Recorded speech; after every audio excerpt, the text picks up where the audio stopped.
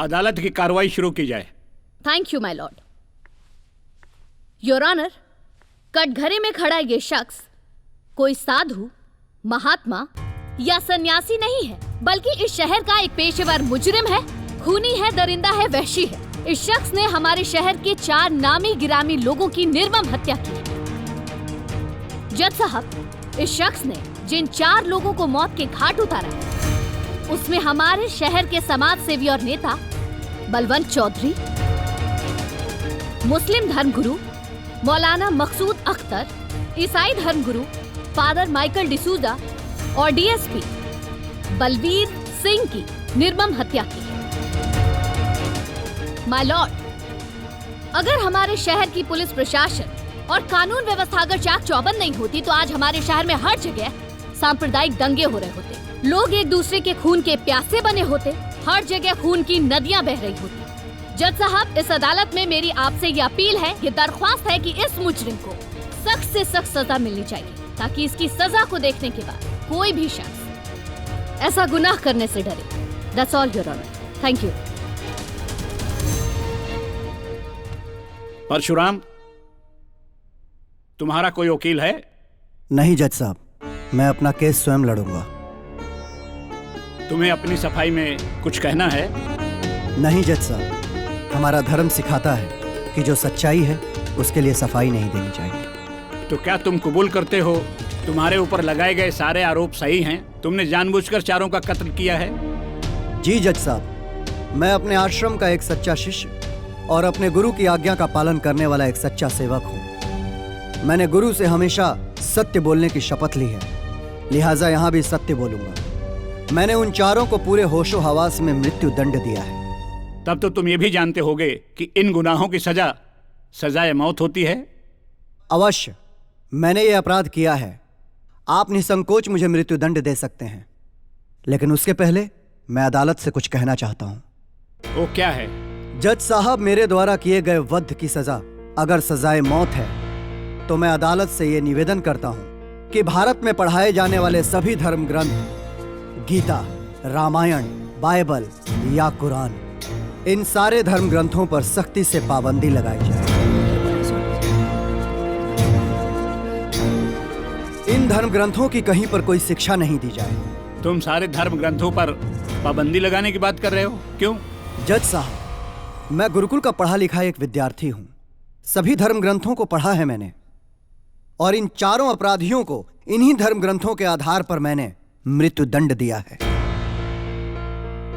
गीता में साफ साफ लिखा है कि पाप करने वाले से बड़ा पापी उस पाप को सहन करने वाला होता है। मैंने पाप को नहीं सहा, इसलिए नेता बलवंत चौधरी को मृत्यु दंड दिया। कुरान कहता है कि मुल्क के साथ गद्दारी की सजाए मौत होती है, इसलिए मैंने मौलाना मसूद अख्तर को सजाए मौत दी है।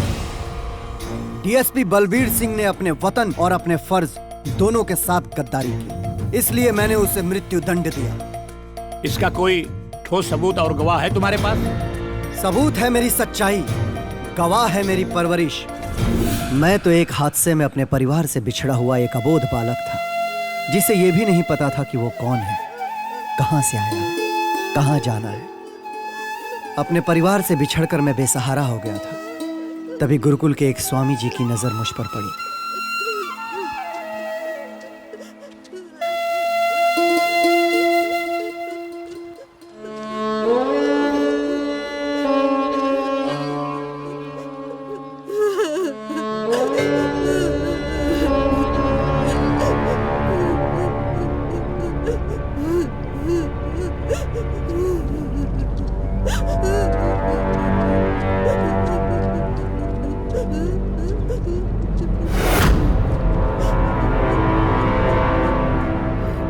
बच्चे के घरे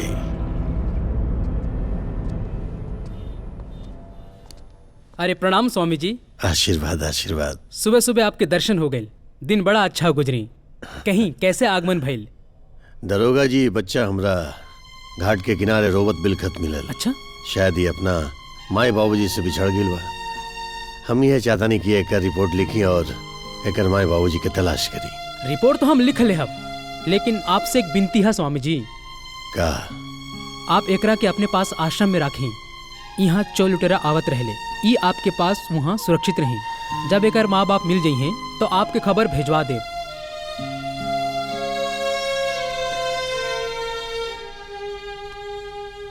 ठीक बात दरोगा जी। ठीक है, ठीक है, ठीक प्रणाम बात, स्वामी चला जी। तनी।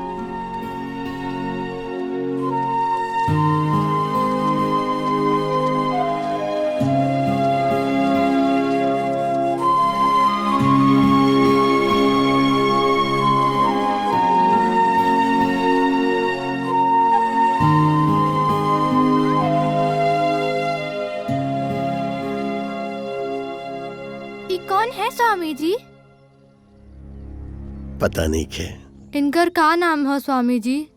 ये भी पता नहीं खे। बस इतना पता बा कि ये बच्चा अपना माई बाप से बिछड़ गई बा और आज से ही तू सबके साथ ये आश्रम में रही। लेकिन स्वामी जी, हमनी के इनका के कौना नाम से बुलावल जाई? नाम तू लोग बतावा कोई नाम। गुड्डू, राजा। विक्की। ना ना ना ना, ये नाम ये मासूम के अच्छा न लगे। अच्छा, आज के दिन कहा? भगवान परशुराम जयंती है। जब ये बच्चा परशुराम जयंती के दिन अपना आश्रम में आयल बा तो एकर नाम भी पड़े के चाहिए परशुराम ही। परशुराम, परशुराम अच्छा है। आज से तोहर नाम परशुराम।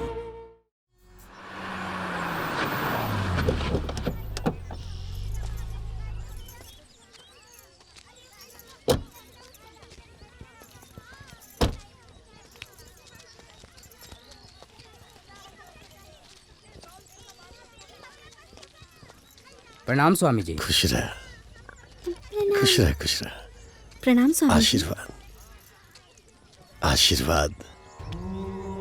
मोहनलाल, जी स्वामी जी। आज तो दोनों प्राणी ये आश्रम में हमेशा तो तुहार नौकर आवत रहे आई जा।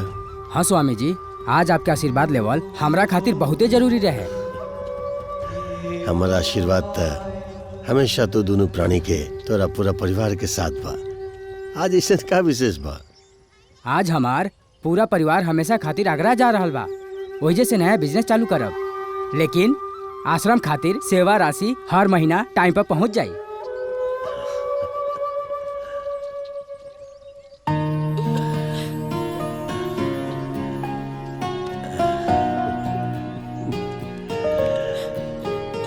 जा बेटा, जा करके आश्रम में खेला बच्चा लोग के साथ। हाँ? जा।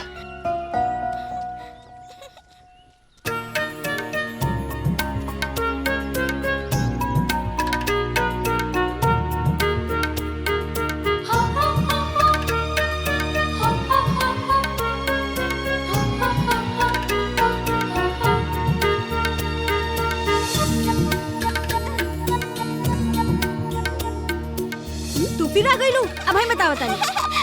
अरे रुका, रुका, रुका।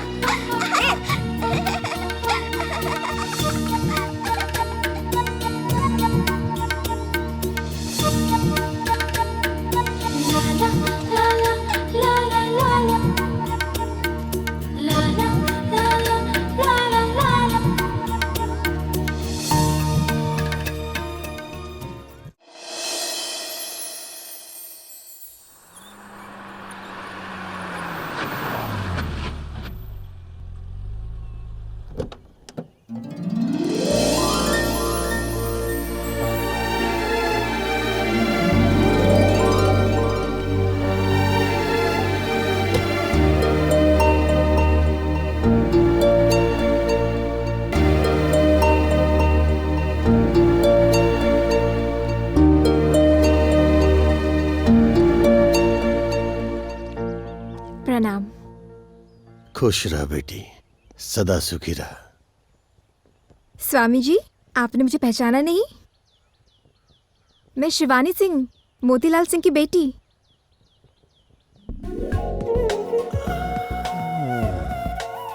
शिवानी बेटी, तू तो दरोगा हो गलू बिटिया। हाँ, और मेरी पोस्टिंग भी ना इसी शहर में हुई है।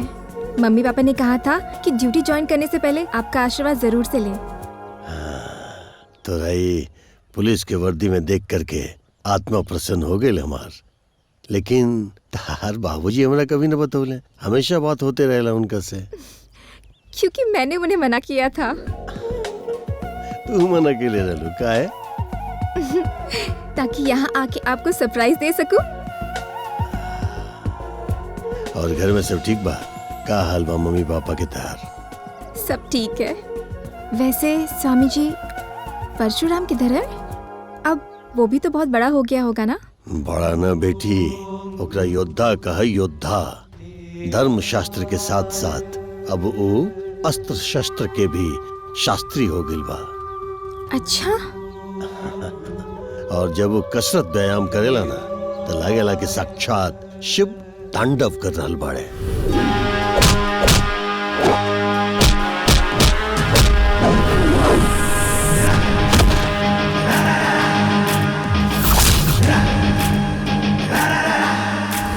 और जब वो दोनों हाथ से तलवार चलावेला तो लागेला कि माता काली साक्षात रण में उतर गई होगी।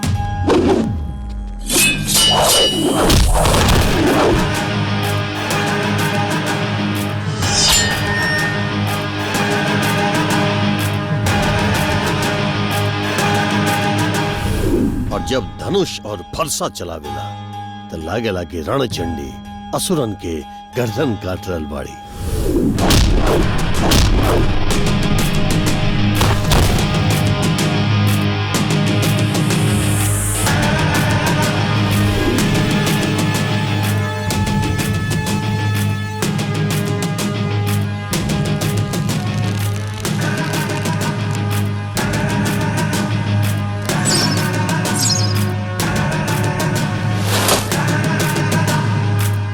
और बंदूक, जब बंदूक उठावेला तो ओकर एको को निशाना खाली न जा सकेला।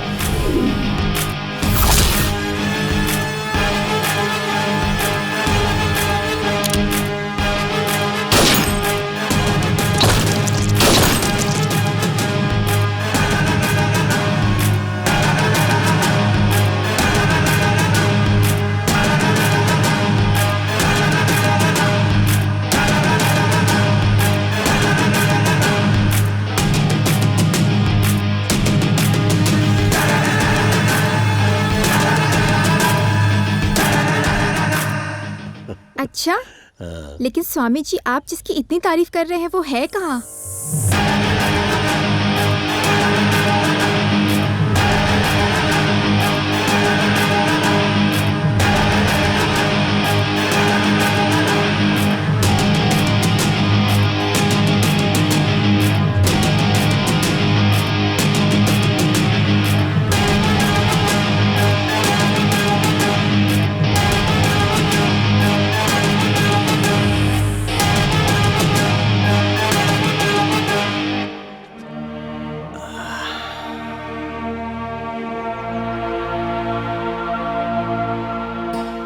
स्वामी जी ने जितना बताए उससे तो लगता है कि अगर तुम्हें ओलंपिक्स में भेजा जाए तो सारे मेडल्स तुम ही जीतोगे।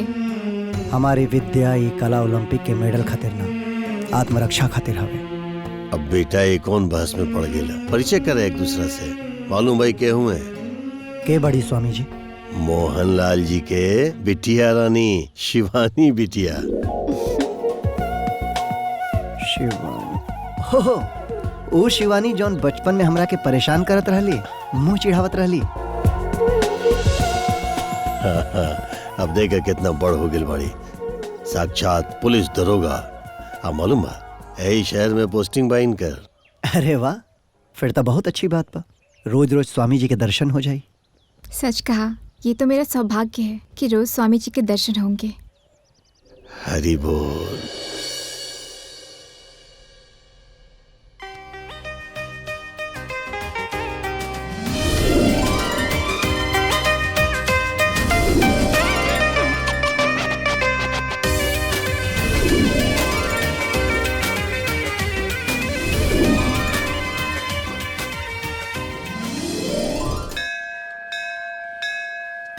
खराब कह के धाई दे बाटे। ई लोग आते कह के धाई दले बाटे। देखा धंधा के टाइम हो गई। ई राम खिलौना और गौरी बिटिया के कोनो अता पते नहीं खे। ई दोनों से तो हम परेशान हो गए बानी। हमके बाजार जाए बा, व्यापारी का फूल के ऑर्डर देवे के बा। ई दोनों के कोनो फिकर ही नहीं खे। गौरी बिटिया भी पता नहीं कहाँ बाली, अब है लेना आयली।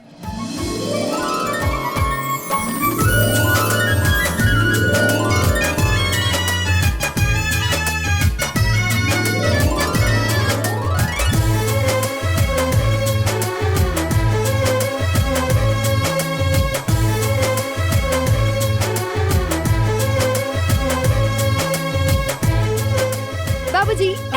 अरे बिटिया तू आ गई। हाँ। बड़ा निमन कैलू। अब ऐसा करा, हम तनी बाजारे जाता नहीं, व्यापारी के और फूल के ऑर्डर देवे। तो दुकान संभाला, हम 2 ही घंटा में आवता नहीं। जी बाबूजी। लेकिन वो राम खिलावन कहाँ बाड़े? नमस्कार मालिक। हाँ बिटिया ये काला कौवा कहाँ बोलता? नीचे से। उठ उठ उठ उठ उठ उठ उठ। देख राम खिलौना, एक तो नमस्कार के चमत्कार ना रोज यहाँ ना चली बेटा। ये बताओ देरी से काहे आइले है? अरे मालिक कहाँ बताई, कैसे बताई, कहाँ से बताई? ये समझला कि जिंदगी और मौत से छुट्टी मांग के आइल बानी रउआ खातिर। वो रउआ की वजह से। अरे हमरे वजह से? हाँ, रउरा दिहल प्रसाद खा के हमारा पेट में जौन गोला बारूद बनल हो, राते से दूध हा के चक्कर में कब सवेर हो गई पते ना चलल। ए बेटा तुम्हारी बीमारी के बहाना हम कुल समझता नहीं। 2 महीना में 30 दिन होला, खाली 20 दिन काम पे आयल बड़ा। 10 दिन नागा मतले बड़ा। साझी के लौट के आवता नहीं। जब 10 दिन के पगार काटब ना तो कुल बीमारी अपने आप ठीक हो जाए, बुझलो? ए मालिक, चाहे भूख से मरी या बीमारी से, मरते दम तक रहा तो रौरे साथ में। देखलो बिटिया, जब हम एक्शन में आवेली तो ये अपन इमोशन घुसा के पगार कटला से बचा लेवेला। चला अच्छा तू दोनों दुकान देखा, हम आवता नहीं। डरामा बाज कहीं के गए देखला। संगत के असर रौरा साथे रह के हमहू एक्टिंग सीख गई नी। चले चले काम करो। चले। डांट के पूरा कॉमेडी खराब कर देलस।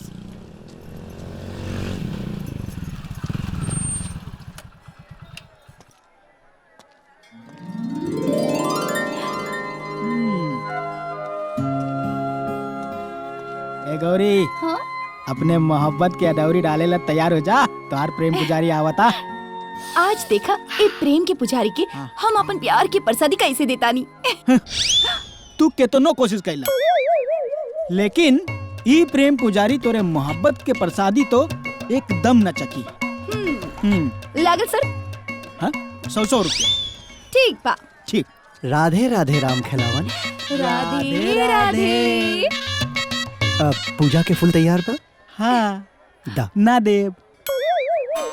हमार मतलब बाकी आज तोहरा के जौन कुछ चाहिए इनकरा से मांगी। मालकिन आज के सेठ हैं। फूल दा। फूल दी क्या हार? हार का हैला? मतलब ई त्योहार हमार शादी तू हमरा गले में डलिया, हम तोहरे गले में डाल दे। अरे राम खिलौना, इनका के समझा दे कि इनके यहाँ शहनाई हमरे नाम के ना केहू औरी के नाम के बाजी। अरे भैया सहनाई का हम तो इनकरा आगे समझदारी के डीजे बजा बजा के खुदे डमरू हो गई नहीं जा। अब देखी ना, तू तो समझदार बाड़ा। ई बेचारी बचपने से रउआ के प्यार के माला जपत दिया।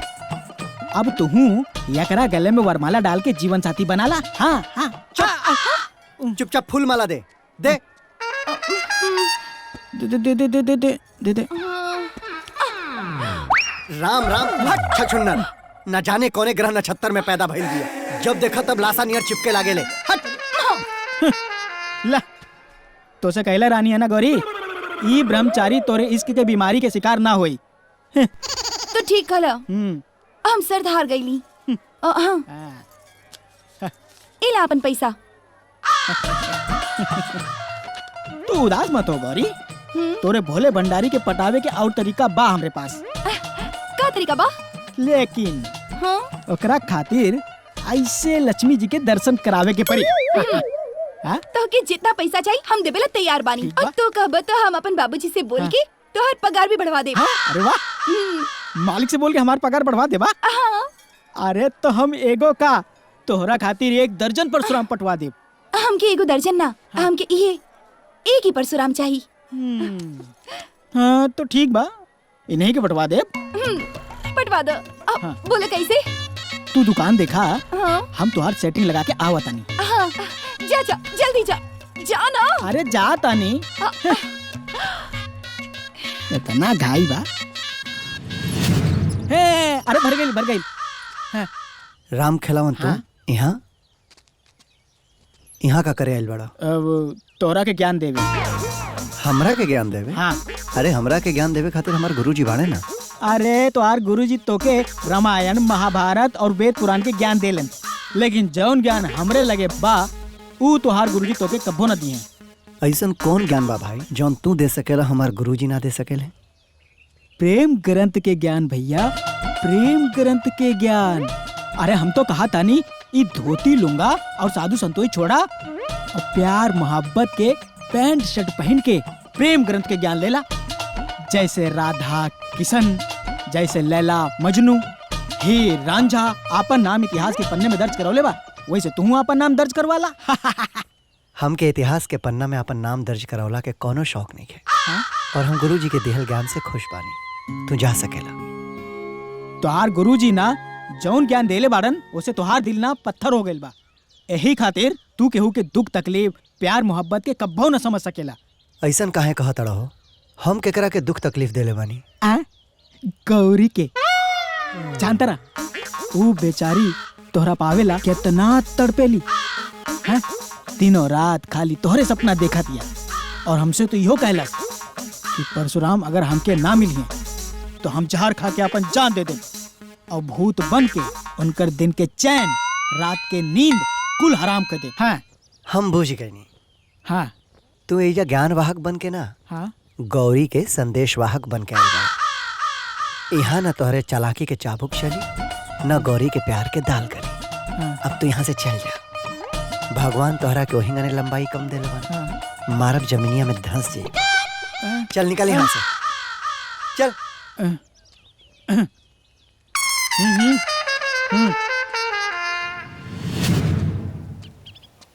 आओ।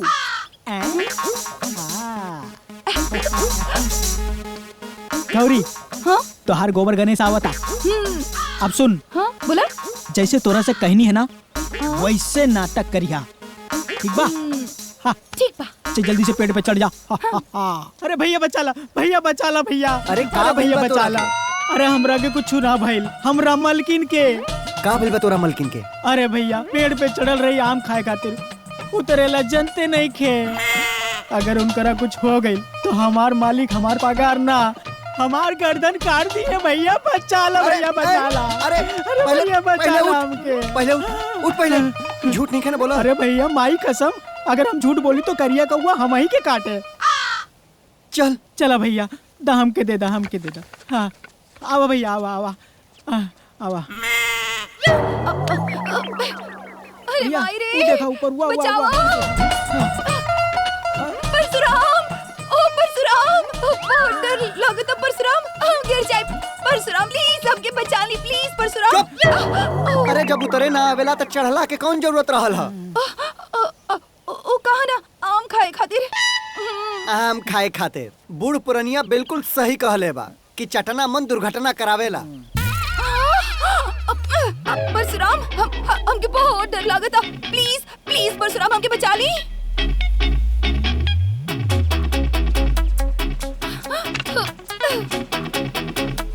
जल्दी जल्दी आओ। परशुराम प्लीज बचा ली, जल्दी जल्दी जल्दी जल्दी परशुराम प्लीज। आराम से देखा। परशुराम दूर दूर दूर दूर दूर। हे भगवान, इका दूर हट, दूर दूर हट मुकिना। हट, दूर दूर हट। हमरा पवित्र मन के अपवित्र करे के कोशिश कैले तो ढकेल दे। हम आम ना परशुराम हैं। चल अब कूदे के तैयार हो जाओ, चल। ना ना ना ना हम ना कूदब, हमरा के डर लगता परशुराम प्लीज। अरे भगवान, छोड़बू की ढकेल दी तो के? दूर हट, हट दूर। हाथ ऊपर, हाथ ऊपर। ना ना ना ना ना परशुराम नौटंकी। ए, जमीन पे आ गई लू, आँख खोलो, पेड़ पर नहीं खू। हम बच गई, हम बच गई परशुराम। राम राम राम राम, हमरा क्या बाबू तो करे के कोशिश मत कर, बेहाया कहीं के। जब देखा तब हमरे पीछे पड़ल रहे ले। हट। जा जा जा।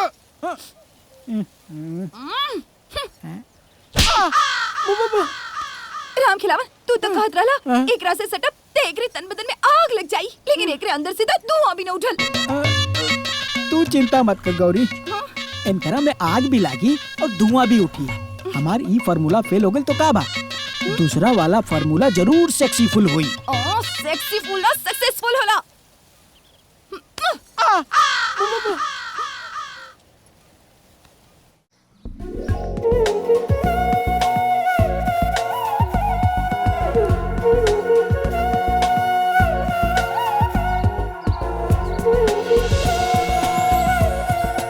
शिवानी, एजा काहे खातिर बुलौलू? परशुराम, मुझे तुमसे एक दिल की बात कहनी है। हाँ कहा। लेकिन तुम इतने परेशान क्यों हो? अरे अब अपनी परेशानी के कारण का बताई तो से। वो बिया ना वो गौरी, वो दिन रात हमरे आगे पीछे घूमत रहे ले, हाथ गोड़ धो के हमरे पीछे पड़ गई बिया। ला नाम लहनी और शतान हाजिर। परशुराम मैडम जी। क्यों गौरी, क्यों परेशान करी परशुराम को? ना ना, हम इनके परेशान ना, हम तो इनकरा से प्यार करेनी। इतके छुटके रहनी हम, तब से एकरा से बहुत प्यार करेनी। हम बचपन से इनका की देख देख के हम जवान भइल बानी। और हाँ, अगर ये हमरा की ना मिली तो हम अपन जान दे दे। समझाई ना रहुआ इनकरा के। अरे तुम इन नौटंकी बात के बात पे ध्यान मत दो। बतावा तू काहे के बुलौलू हमके? हाँ, वो पुलिस हेडक्वार्टर से मुझे कॉल आया है। हाँ? 1 हफ्ते के लिए मुझे दिल्ली जाना है, यही बताना था। अच्छा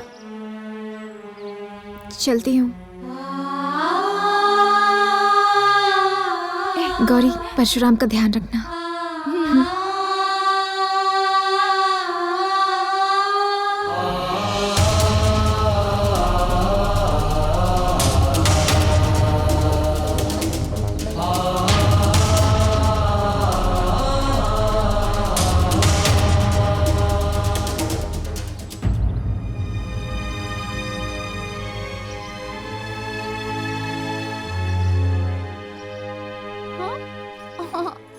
हट। अरे परशुराम।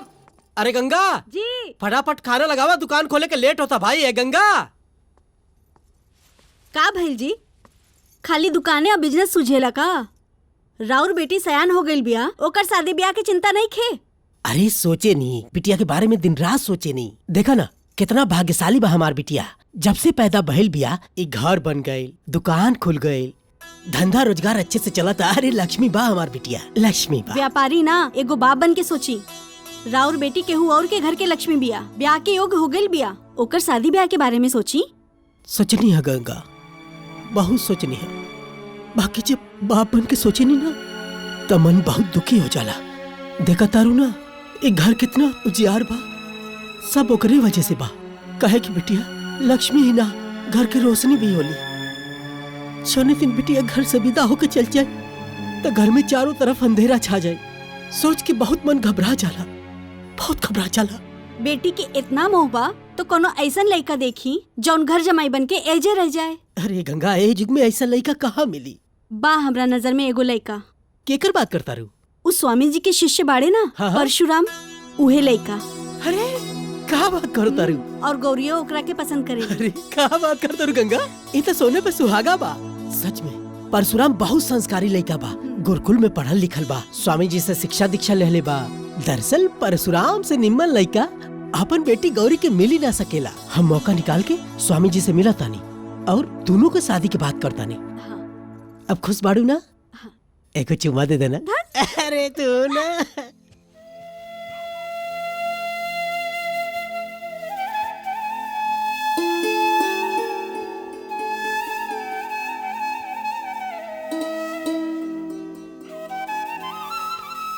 परशुराम, का बात बा? अभी ले तू सुतला ना? कौनो उधेड़ बुन में बाड़ा? उधेड़ बुन में नहीं स्वामी जी, उलझन में बानी। बैठा।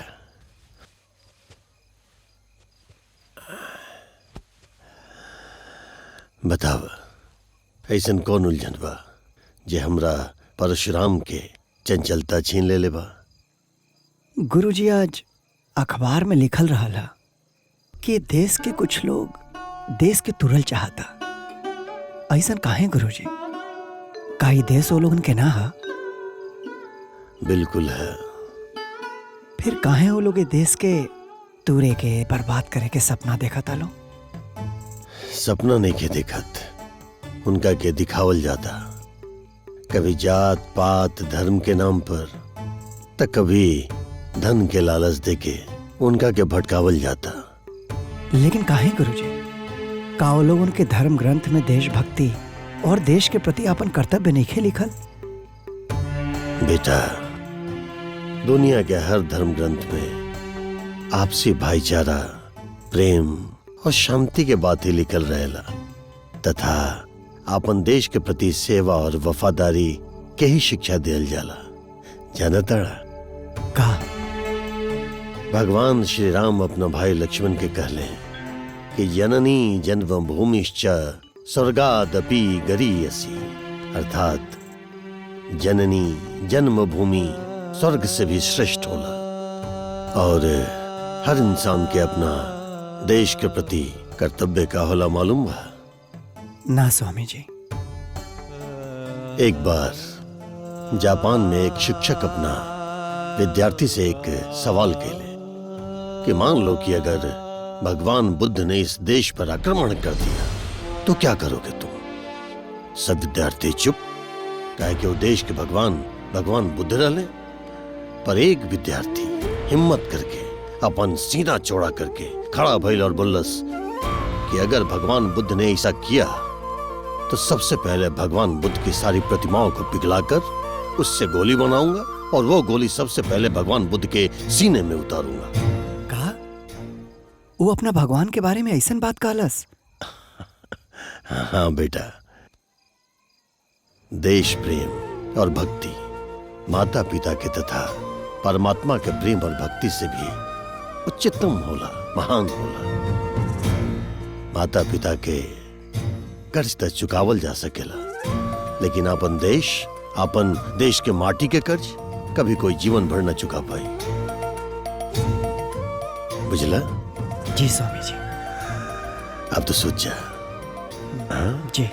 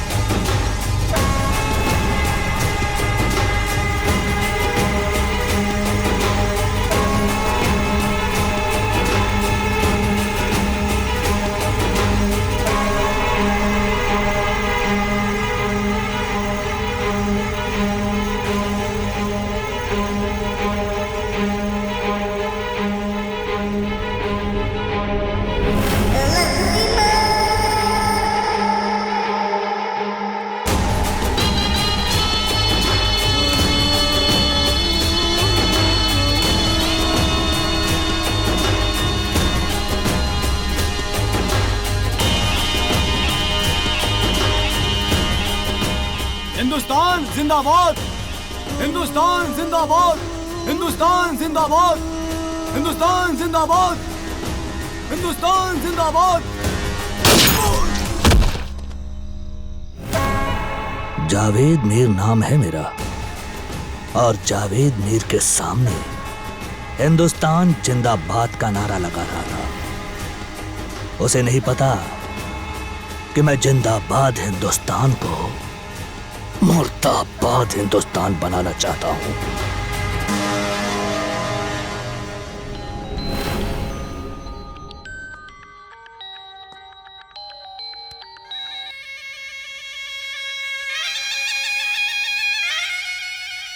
अस्सलाम वालेकुम जनाब। वालेकुम अस्सलाम। पहचान गए? कैसी बात कर रहे हैं जनाब, आप तो हमारे माई बाप हैं। आप ही की वजह से तो हम विपक्ष के नेता बने हैं, और आप ही की वजह से इस बार हमारी सरकार बनने वाली है। और ऐसे कैसे नहीं पहचानूंगा आपको? बोलिए, क्या हुक्म है? मेरे तमाम लड़ाके हिंदुस्तान में तबाही मचाने के लिए तैयार बैठे हैं। मेरा काम कहां तक पहुंचा? आखिरी मोड़ पे है जनाब, बस फाइनल डिसीजन लेना बाकी है। अभी भी बाकी है चौधरी? पैसे दिए पूरे 1 महीने से ज्यादा हो गए, और तुम कहते हो कि अभी भी डिसीजन बाकी है। एक बात कान खोल के सुन ले चौधरी, पूरे 50 करोड़ रुपए दिए हैं तुम्हें, और मुझे पूरे हिंदुस्तान में 50,000 लाशें देखनी है। खून की नदियां बहनी चाहिए, खून की नदियां। सुना तुमने? थोड़ा सब्र कीजिए जनाब, लाशें भी गिरेंगी, खून की नदियां भी बहेंगी। सब प्लान कर लिया है हमने। 25 तारीख को मेरी शादी की सालगिरह है। उस दिन मौलाना मकसूद अख्तर, फादर माइकल डिसूजा और डीएसपी बलबीर सिंह सब आ रहे हैं। हमारे शादी की सालगिरह का केक भी कटेगा, और हजारों लोगों की गर्दन भी। सब प्लान कर लिया हमने।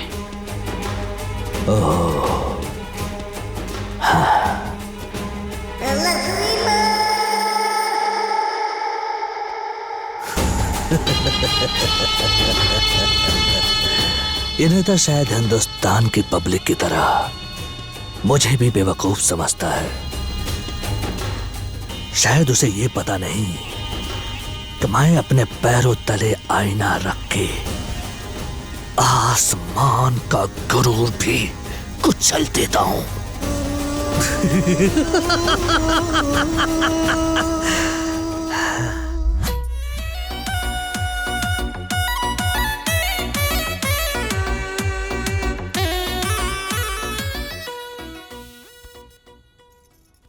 का करत तारू बेटी? कुछ ना माई, हम तो गेम खेलत रहनी है। तू कौन गेम खेल रहल बाड़ू बेटी, हमरा सब पता बा। ये खातिर तोहार बाबूजी के भेज के तोहार शादी फिक्स करावतानी। हमार शादी? वो हमसे पूछले भी ना। हम अभी शादी वादी ना करब। ऊ काहे? काहे कि हम केहू और के पसंद करीले, और उनकरे से शादी करब। और ना भइल तब? त हम अपन जान दे दे। जान देवे के कोनो जरूरत नहीं खे। हमरा अच्छी तरह से पता बा कि तू केकरा के पसंद करेलू। तोहार बाबूजी केहू और के ना, स्वामी जी से तोहार और परशुराम की रिश्ता खातिर बात करे जाए वाला बड़े। सच? मुच्छी। थैंक यू माई। ठीक बा ठीक बा, खेला जोन गेम खेलत रहलू।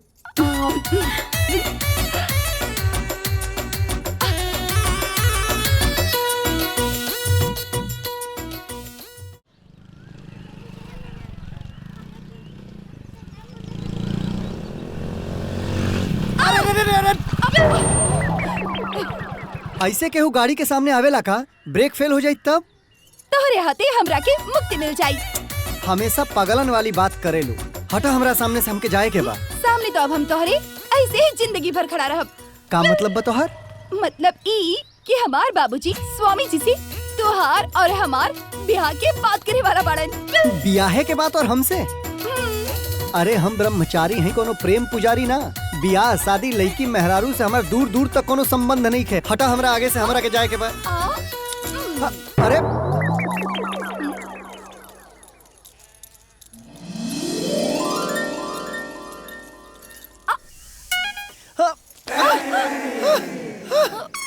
क्षमा प्रार्थी हूँ बालिके, क्षमा प्रार्थी हूँ।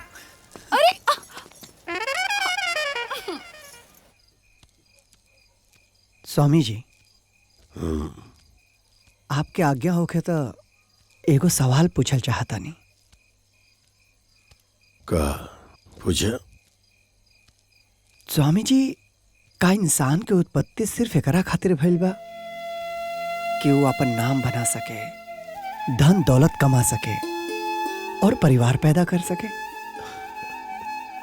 ना बेटा, ये सब तो इंसान के अपन निजी सोच है। कहे कि मरला के बाद तो सब कुछ यही रह जाला, साथ अगर कुछ जाला तब इंसान के अपन धर्म कर्म अपन पाप पुण्य बस। फिर इंसान ये धन दौलत कमाए खातिर, अपन नाम बढ़ावे खातिर ये लूट मार जैसन पाप काहे करेला? अज्ञानता के कारण। अज्ञानता के कारण?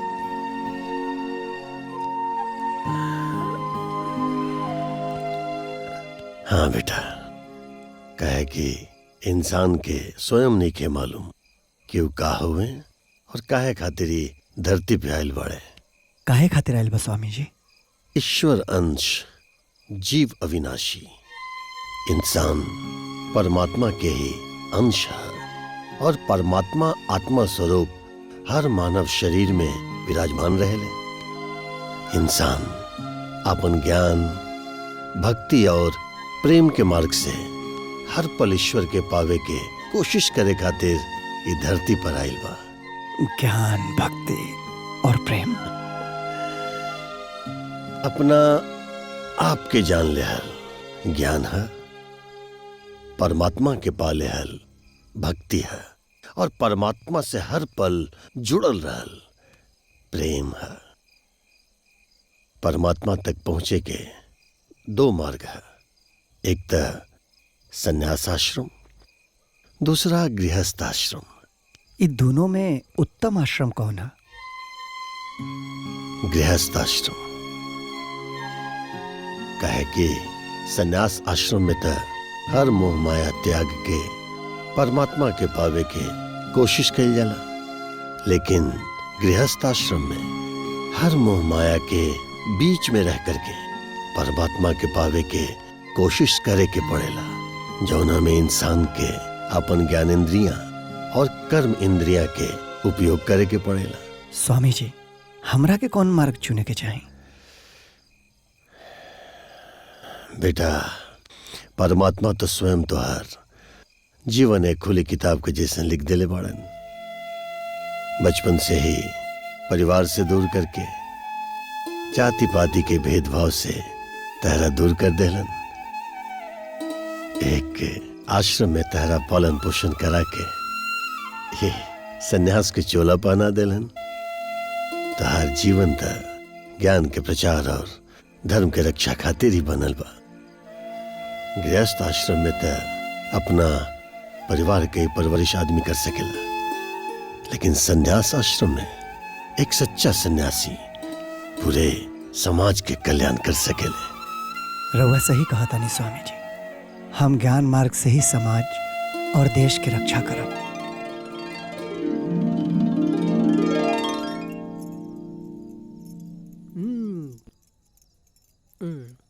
कुछ कहा खाना बढ़िया बा, लेकिन तू जाना तारू। अच्छा, काल हमें घर आवे में बहुत टाइम हो जाई। पता नहीं हम कल दुकान पे जा पाएब कि ना जा पाएब।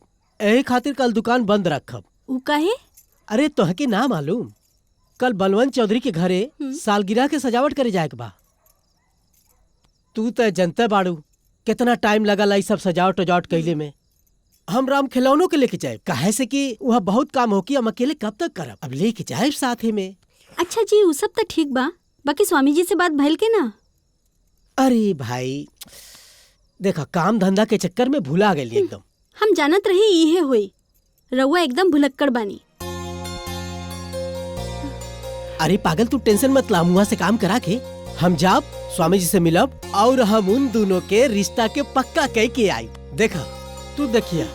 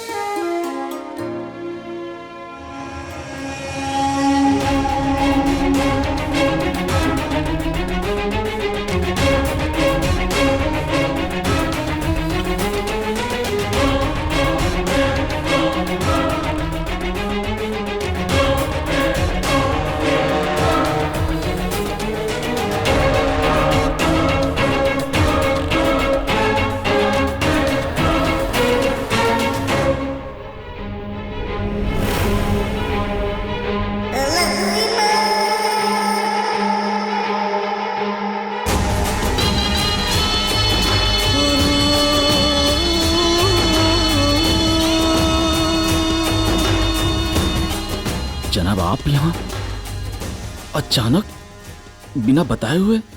तुम्हें अच्छी तरह पता है चौधरी कि हम हर काम अचानक ही किया करते हैं, बिना बताए। तुम्हारे संसद पे हमला हमने अचानक ही करवाया था। ओडी में जो लाशों का अंबार बिछवाया था वो भी अचानक ही किया था। पुलवामा पे जो अटैक किया था वो भी अचानक ही किया था। आप ठीक कह रहे हैं जनाब। मैं मौलाना मकसूद अख्तर और ये है पादरी माइकल डिसूजा और ये है डीएसपी बलवीर सिंह। जनाब, अफजल गुरु की शहादत अभी हमारे सीने में सुलग रही है। बंटवारे के नासूर अभी हम लोगों के कलेजे में चुभ रहे हैं। बाबरी मस्जिद का तेजाब लावा बन चुका है। ऊपर से कश्मीर का मसला हम लोगों के दिलो दिमाग में बारूद बन चुका है। चुन चुन कर इस मुल्क से एक एक का बदला लेंगे जनाब। किसी को नहीं छोड़ेंगे, एक एक का बदला लेंगे। जी जनाब, हम लोगों ने सारा प्लान बना लिया है। मौलाना साहब के शांति संदेश का जुलूस कश्मीर से निकलेगी यहाँ के लिए। उस जुलूस में आपके लोग शांति दूत बन के शामिल हो जाएंगे और यहाँ इस शहर में क्रांति मचा देंगे। उनको अपने निगरानी में ये DSP Balbir Singh father Michael D'Souza के चर्च तक पहुंचाएंगे। चर्च तक? चर्च तक क्यों? वही सबसे सेफ जगह है जनाब। बाकी यहाँ के मस्जिद और मदरसे शक के दायरे में हैं और पुलिस के रडार पे भी हैं। ओह, इन काफिरों की नजर हमारे पाक मस्जिद और मदरसों पर भी है। जी जनाब, आपके आदमी चर्च में महफूज रहेंगे और अपने वारदात को अंजाम देंगे। गुड चौधरी, हम तुम्हारा प्लान जान के बहुत खुश हुए, लेकिन एक बात ध्यान रखना, तुम्हारे देश के प्राइम मिनिस्टर को उसके भाषण वाले दिन पूरे आवाम के साथ उड़ाना है। लाखों लोग मरेंगे, चारों तरफ लाशें ही लाशें बिखरी होंगी, खून की नदियां बहेंगी, नदियां। तभी तो सरकार गिरेगी जनाब, और हमारी बनेगी सरकार। मैं बनूंगा मंत्री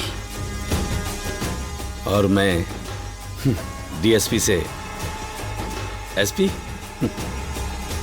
और तब हमारे कलेजे की आग ठंडी होगी और इस देश से हमारी पुरानी दुश्मनी का हिसाब भी पूरा हो जाएगा। वाह, तुम लोग जैसे गद्दार अगर इस देश में हैं, तो इसे मिटाने के लिए बम, बारूद और मिसाइल की क्या जरूरत है? चूहे मारने वाली दवा से भी मारा जा सकता है। मजा आएगा, खेल बहुत अच्छा होगा।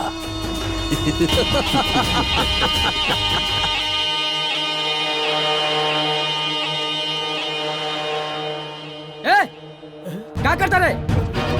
कुछ नहीं मालिक, कुछ ना।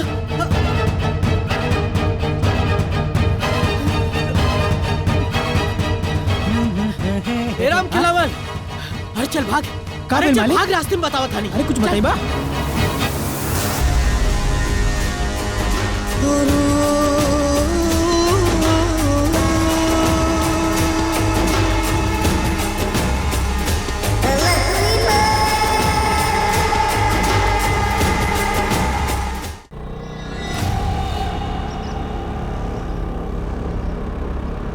अरे मालिक, काहे इतना घबराइल बाड़ा? का भइल? अरे राम खिलावन मत पूछ, मत पूछ।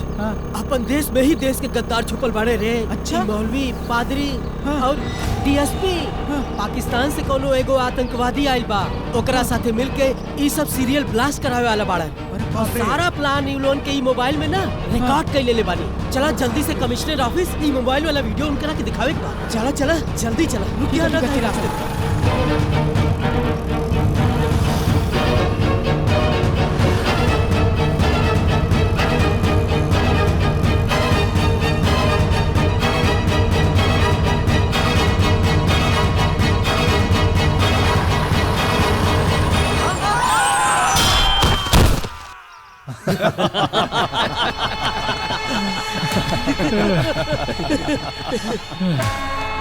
सबूत खत्म, दुश्मन खत्म, डर खत्म, गम खत्म। अब अपना मिशन जारी रहेगा, उसी तरह से चलता रहेगा और धमाका उसी तारीख पे होगा। आमीन। आमीन। मुबारक हो, मुबारक हो।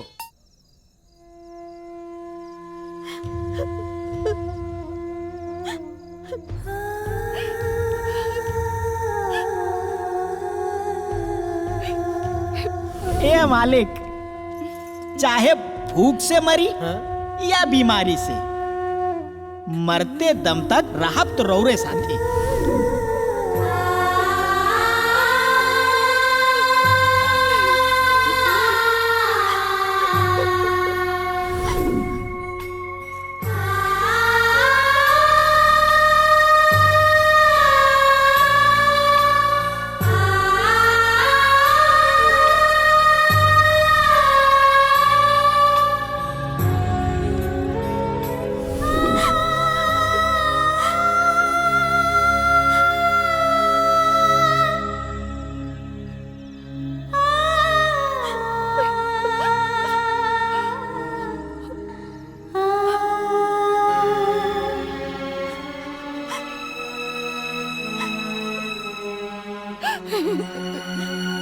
हाँ भाई, जिंदगी की का भरोसा बा।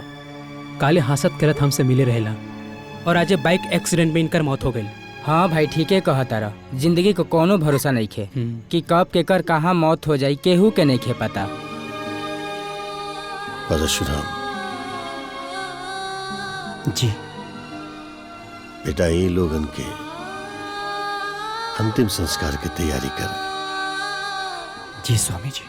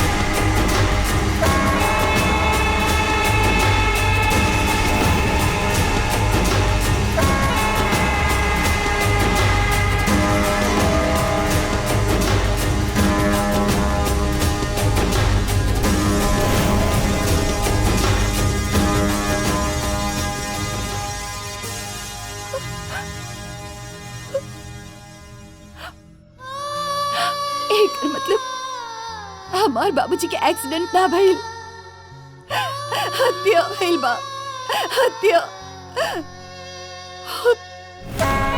हम तुम्हारा प्लान जान के बहुत खुश हुए, लेकिन एक बात ध्यान रखना, तुम्हारे देश के प्राइम मिनिस्टर को उसके भाषण वाले दिन पूरे आवाम के साथ उड़ाना है। हे भगवान, एक साथ इतना लोगन के हत्या के प्लान, इतना बड़का खून खराबा। जी स्वामी जी, अगर ये अपने मकसद में कामयाब हो गई ना सर, तो लाखों बेगुनाह लोगों की जान चल जाई, देश में कोहराम मच जाई। परशुराम बेटा तो ठीक कहता, कुछ भी करके खून खराबा के रोकल जरूरी बा। आज्ञा दी स्वामी जी, का करेगा बा? तू एक काम कर, ये वीडियो लेकर के पुलिस के पास जा, पुलिस वाला ही कुछ करी है। लेकिन स्वामी जी, एमे तो खुद पुलिस वाला भी मिलल बा, तो कब पुलिस हमार मदद करी? जरूर करी, काहे न करी हो, सब पुलिस वाला एक समान ना हो केले। परशुराम जी, ये वीडियो ले जा करके शिवानी बिटिया के देता। लेकिन शिवानी तो स्पेशल ड्यूटी में दिल्ली गई बड़ी। आ गई भी है परशुराम, हो रात फोन आयल है हमरा।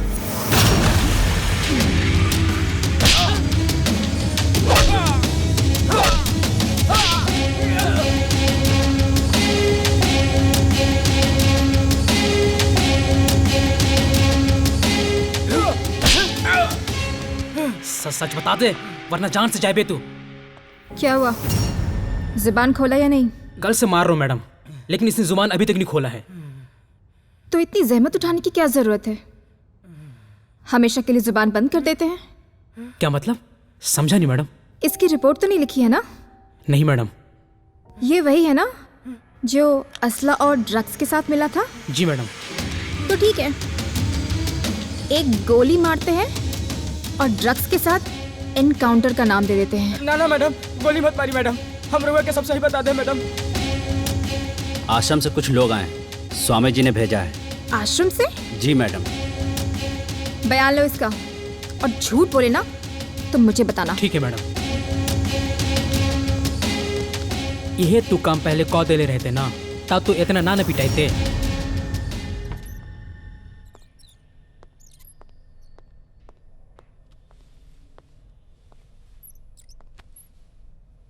हाँ परशुराम, बताओ क्या बात है? स्वामी जी भेजले बड़े, रिपोर्ट लिखवावे के बा। रिपोर्ट? किसके खिलाफ? देशद्रोहियन के खिलाफ, जे लाखों लोगों के मौत के घाट उतारे के प्लान बनौले बना से। क्या बात कर रहे हो परशुराम? देशद्रोही प्लान?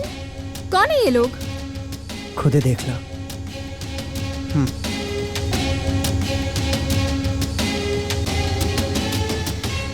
हम तुम्हारा प्लान जान के बहुत खुश हुए, लेकिन एक बात ध्यान रखना, तुम्हारे देश के प्राइम मिनिस्टर को उसके भाषण वाले दिन पूरे आवाम के साथ उड़ाना है। लाखों लोग मरेंगे, चारों तरफ लाशें ही लाशें बिखरी होंगी, खून की नदियां बहेंगी, नदियां।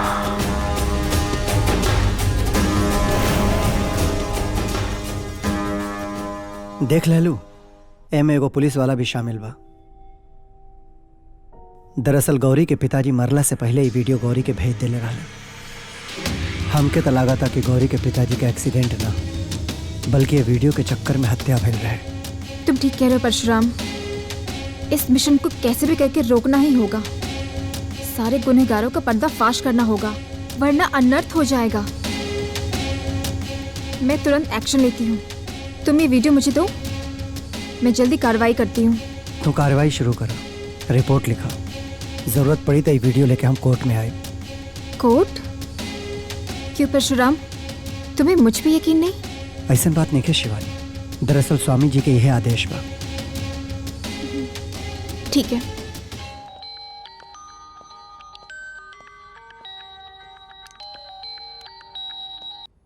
हेलो। जय हिंद सर। जय हिंद शिवानी, बोलो। सर, ये आप क्या कर रहे हैं? आतंकवादियों के साथ मिलकर लाखों लोगों का खून बहाना चाह रहे हैं? What nonsense! How dare you! तुम जानती हो कितना बड़ा इल्जाम लगा रही हो? इल्जाम नहीं सर, सबूत है, पूरी की पूरी वीडियो है जिसमें आप सभी का पूरा काला चिट्ठा दर्ज है। यकीन नहीं हो रहा है सर, आप उन लोगों से मिले हुए हैं। इस मुल्क को मिटाकर आप एसपी बनने का ख्वाब सजा रहे हैं। You shut up. कैसा वीडियो, कैसे लोग, कहाँ देखा तुमने? राधे श्याम की बेटी गौरी लेकर आई थी।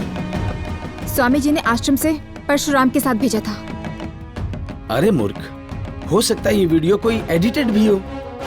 हमारे पुलिस डिपार्टमेंट को बदनाम करने की किसी की साजिश हो सकती है, और हो सकता है कोई मुझसे दुश्मनी निकालने के लिए मेरे ऐसे गलत शलत वीडियो बना के फैला रहा हो।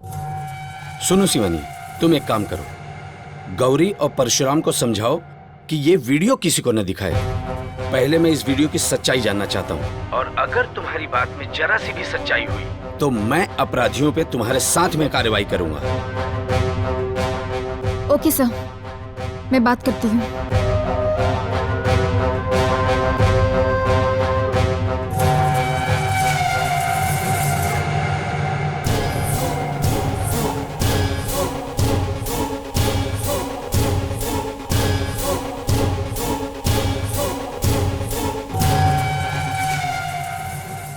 स्वामी जी शिवानी के वीडियो भी दिखा देनी और रिपोर्ट भी लिखवा देनी। ये अच्छा खेले बेटा तू।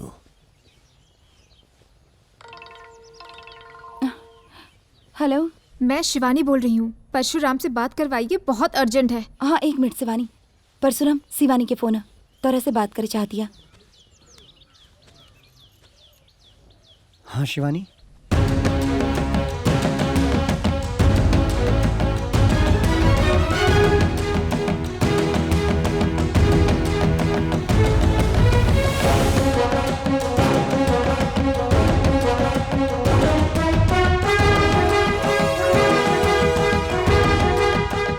ठीक बा, हम आ बतानी। का बात है परशुराम? स्वामी जी, शिवानी हमसे तत्काल मिलल चाहतड़ी। जाई? जा।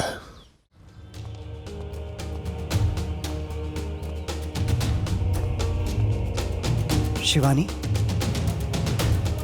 का भाई वापस कहाँ बुला लो हमके? तुमसे बहुत जरूरी बात करनी है। का बात है शिवानी? तुम्हारे जाने के बाद मेरी डीएसपी से बात हुई और उसकी बातों से मुझे शक की बू आ रही है कि कहीं न कहीं दाल में जरूर कुछ काला है। कुछ ना शिवानी, पूरा पतीला काला बा। तू जल्दी से जल्दी कुछ कर, ना तो बहुत बड़ा अनर्थ हो जाए। हाँ परशुराम, इसीलिए तुम्हें बुलाया है, क्योंकि मैं इस मामले को आगे बढ़ाने जा रही हूँ। और जब तक मैं ना कहूँ, तुम इस वीडियो को ना तो किसी को दिखाना, ना ही किसी को बताना। इस वीडियो में जो भी लोग हैं ना, वो बहुत खतरनाक और पहुंचे हुए लोग हैं। बहुत सोच समझ के हमें कदम उठाना होगा। एकरा खातिर हमरा के एजा बुलौले के का जरूरत रहला? ये बात तो हमके फोन पर भी बता सकत रहलू। परशुराम, अगर इस वीडियो में डीएसपी ही है ना, तो जरूर मेरा फोन टेप हो रहा होगा, इसलिए बुलाना पड़ा। ठीक बा शिवानी, हम जाते हैं। जब भी हमारी जरूरत पड़े हमरा के बुला लिया।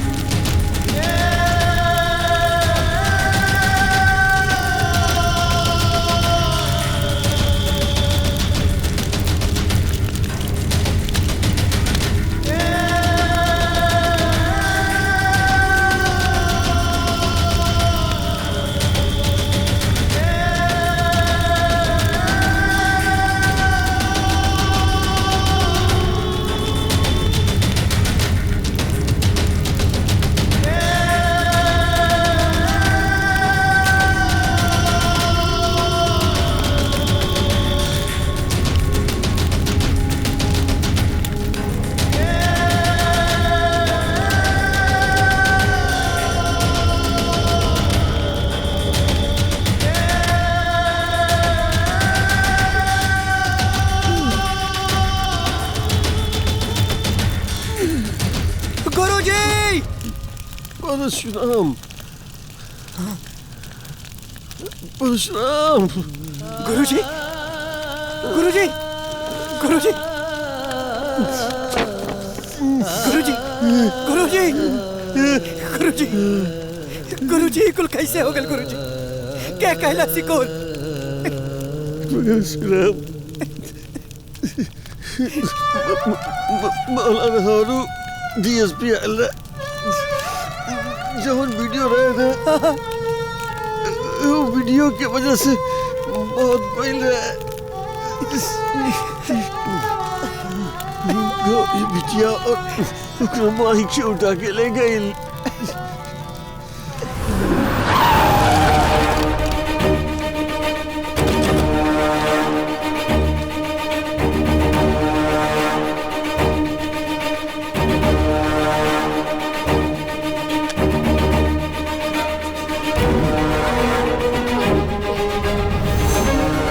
यही मोबाइल लेके पुलिस में कंप्लेन लिखाने गई थी ना? यही मोबाइल है ना? क्या तरीका है तू लोगन के? लड़की सही से बात कर जाला। अरे बाबा बैठ जा। स्वामी जी, हमरा स्वामी जी के धक्का दे ले हा।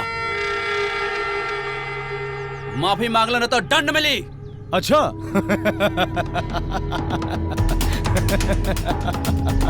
माफी मांगो नहीं तो दंड मिलेगा। सुना, फोन डाला सालों को, किसी को छोड़ना मत।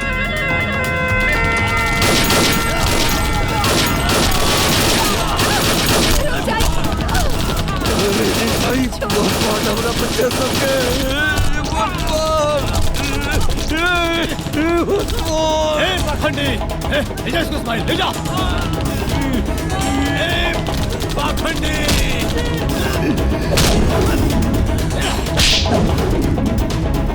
स्वामी जी,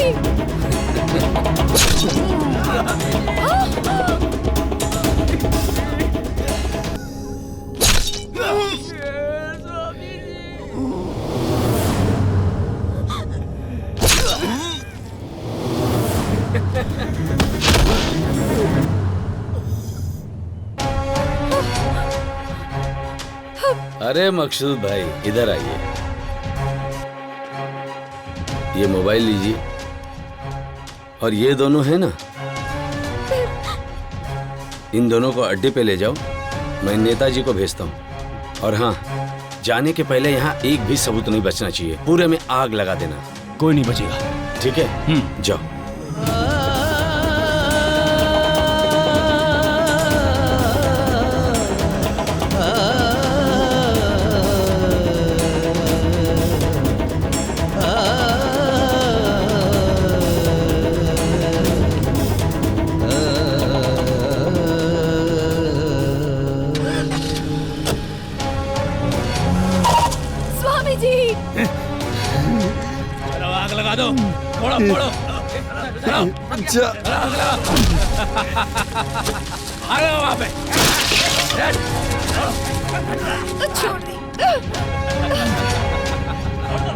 एक एक करके सब जला देना, कुछ बाकी नहीं रहना चाहिए, कोई बच के नहीं जाना चाहिए।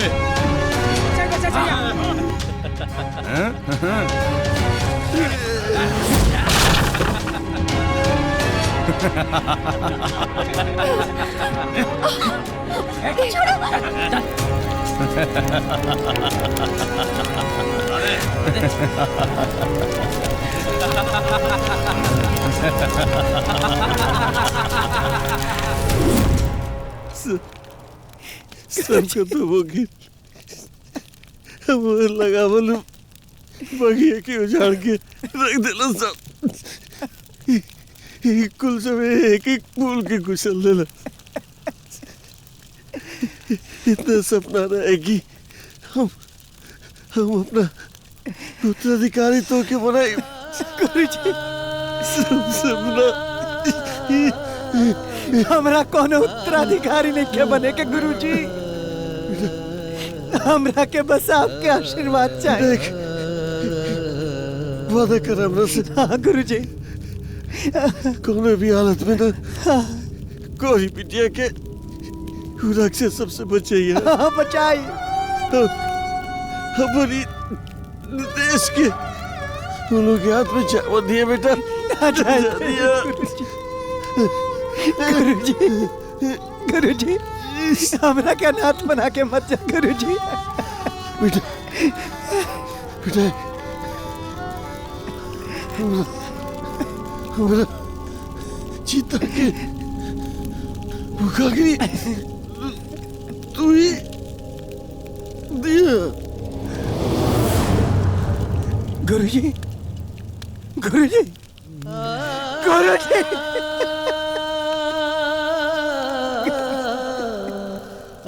गुरुजी।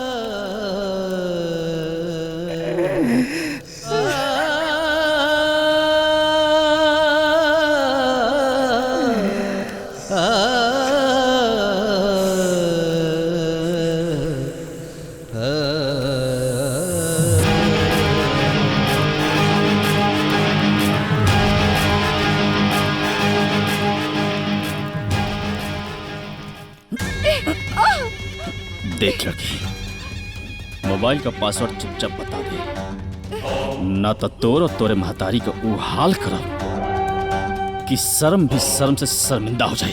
चल बता। ना ना बेटा ना, कबू मत बताइए, भले काहे ना ये लोग हमनी की जान ले ले। ए बुढ़िया चुप कर, वरना गर्दन अलग कर दूंगा। मारदा काटदा, जब तू लोग हमार सुहाग गुजार देला तो हम चिक्के का करब। बेटी हमार जान से ज्यादा उ लाखों करोड़ों लोग के जान बा, जौने के मारे खातिर ये लोग प्लान के लिए बड़े। अगर ये लोग अपने मिशन में कामयाब हो गए ना तो तोहर बाबूजी के कुर्बानी व्यर्थ जाई और तेरे बाबूजी के आत्मा के शांति कब्बो न मिली। अरे भैया, तेरे पति की आत्मा को शांति मिले न मिले, लेकिन तेरी आत्मा को शांति जरूर मिलेगी।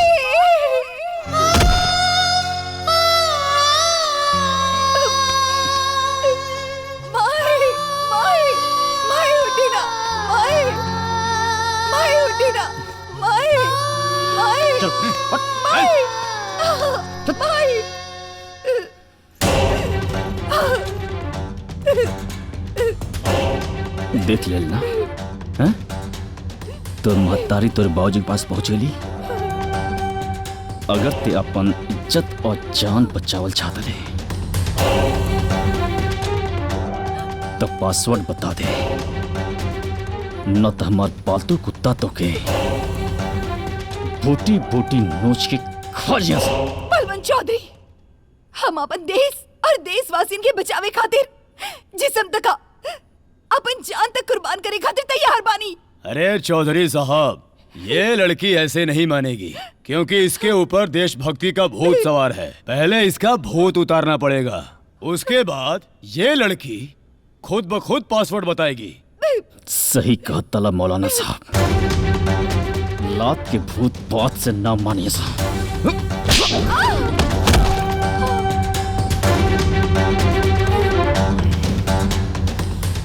तो रूह हाल कराओ, तुर ऐसा चीर हरण कराओ कि तुर एक एक चीख से पासवर्ड का अंक सुनाई दे।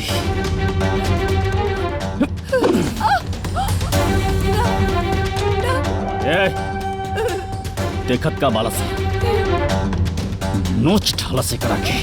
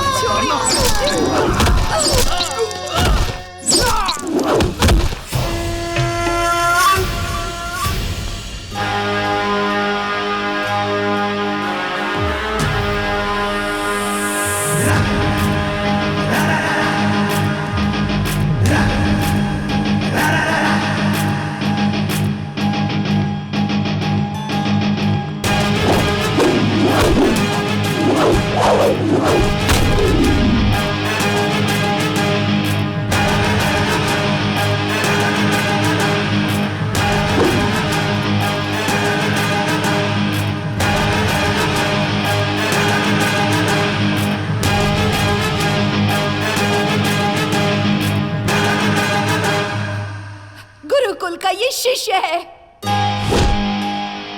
धर्म वचन की शान, तुम सबका ये काल है, नाम है परशुराम। यही तरह भरल सभा में द्रौपदी के चीरहरण करे के कोशिश कई गई रहे। नतीजा सर्वनाश। आज फिर एगो औरत के इज्जत पे हाथ डाले के तोनी के पाप कैले बड़ा से। हमरे पिता समान गुरु और भाई समान शिष्यन के मारे के महापाप कैले बड़ा सा और हमरे आश्रम के जलावे के तोनी के गुनाह कैले बड़ा सा। तोनी के एकर सजा मिली और सजा होई सजाए मौत। ई पुजारी मौत के दुआरी पे आके अपने काल के धमकी देता। एक राकी यमराज के तनी दर्शन तक कराओ लोगन।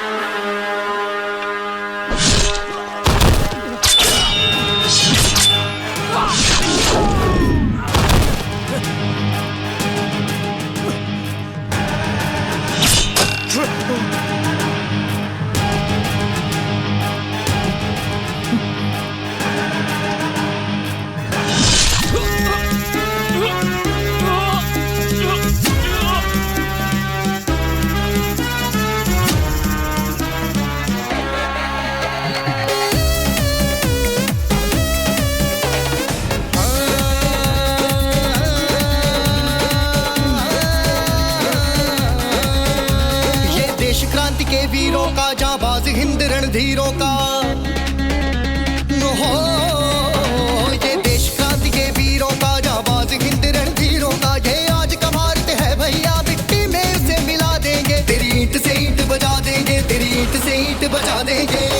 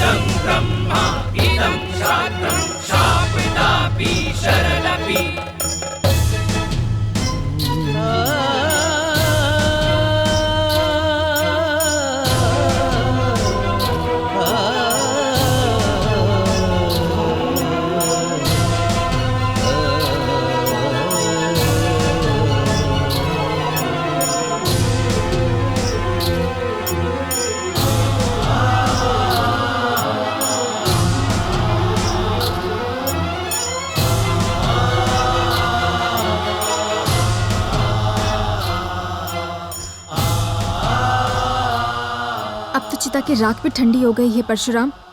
अब तो बता दो, गौरी भी नहीं बता रही है।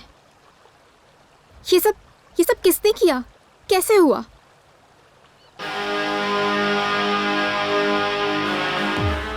का करबू जान के? इंसाफ। जो भी गुनहगार हैं उन्हें कानून के हवाले करूंगी, फांसी की सजा दिलवाऊंगी। उनके सजा तय हो चुकल बाटे। सजा कानून ना गुरुकुल के एगो शिष्य दी। तो क्या तुम कानून अपने हाथ में लोगे परशुराम? पता ना, हमरा के सिर्फ याद बाटे गुरुजी के दिहल वचन, उनसे कईल वादा। अर्जुन के तरह ये समय सिर्फ हमरा के मछली के आंख लौकत हटे और हत्यारन के चेहरा, जौन हमरे पिता समान गुरुजी और भाई समान शिष्यन के मरले बना सा। और अब हमरे देश के बर्बाद करके सपना देखा था नसन। उसका इंसाफ कानून करेगा परशुराम, मैं हूं ना। ना शिवानी, तो बीच में से हट जा। ये जंग अब कानून के ना, धर्म और वचन के है। और अपन वचन पूरा करे खातिर हम अपन सर कटा भी सके नहीं और सर काट भी सके नहीं।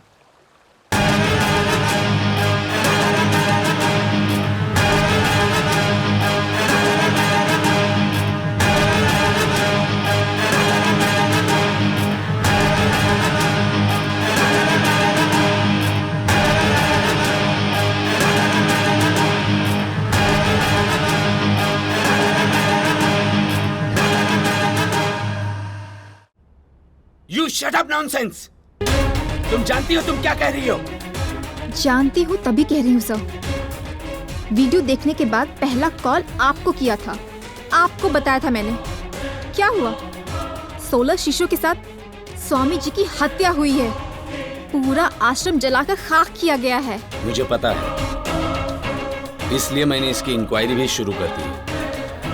और तुम इस केस से दूर रहो, क्योंकि मुझे तुम पर भी शक है कि तुमने गुनहगारों को खबर किया है और मेरा वीडियो एडिट करवाकर मुझे बदनाम करने की कोशिश की है। वाह सर वाह, अब तक तो मुझे सिर्फ शक था, लेकिन अब पूरा यकीन हो गया है कि उस वीडियो में कोई और नहीं, आप थे। तो पता लगाओ, साबित करो। लेकिन अब इस केस का पावर तुम्हारे पास नहीं, मेरे पास है। इंक्वायरी मैं करूंगा और तुम तमाशा देखोगे। दुश्मन का खात्मा मैं करूंगा और तुम सिर्फ हाथ मलती रह जाओगी। हाथ नहीं सर, राख कहिए राख। देशद्रोहियों की चिताओं की राख, और उसे अपने माथे पे लगाऊंगी मैं, क्योंकि परशुराम अब हनुमान बन चुका है और वो अकेले ही निकल चुका है रावणों की लंका जलाने। वो आपकी भी लंका और चिता साथ जलाएगा और उस राख को मैं अपने माथे पे लगाऊंगी। You shut up! 1 मिनट में तुमको सस्पेंड करके रख दूंगा। तुम्हारी वर्दी उतार के रख दूंगा। ऐसी वर्दी पहनने का क्या फायदा सर, जिसे आप जैसे सीनियर और जिम्मेदार लोग दागदार करने पे तुले हुए हैं।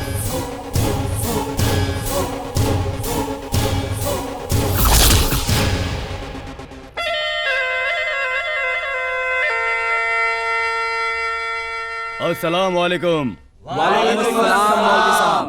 और सब खैरियत है? जी जनाब। जनाब एक सवाल है मेरा, ये वतन परस्ती क्या होता है? बहुत अच्छा सवाल पूछा आपने। वतन परस्ती का मतलब होता है देश से वफादारी, देश के लिए जान कुर्बान करना, देश की मिट्टी पे अपना सजदा करना, देश के साथ वफादारी निभाना। हम सबका यही फर्ज है। जिस मिट्टी में हम लोग सजदा करते हैं और हम यहाँ रहते हैं और यहीं का खाते हैं, और ये जो देश है ना, इस देश का हमारे ऊपर भी उतना ही बड़ा कर्ज है जितना अपनी माँ के दूध का कर्ज होता है। तो हमें अपने इस देश में अपने माँ के दूध के कर्ज के हिसाब से वतन के साथ वफादारी करना है और वतन के साथ वतन परस्ती करना है। और याद रखना, तभी हमें जन्नत नसीब होगी। जी जी जनाब। नारा तकबीर, अल्लाहू अकबर। नारा तकबीर, अल्लाहू अकबर, अल्लाहू अकबर। जनाब, अल्लाहू अकबर। जनाब, इतनी पाक सोच रखने वाली शख्सियत के मैं एक बार हाथ चूमना चाहता हूँ। आइए।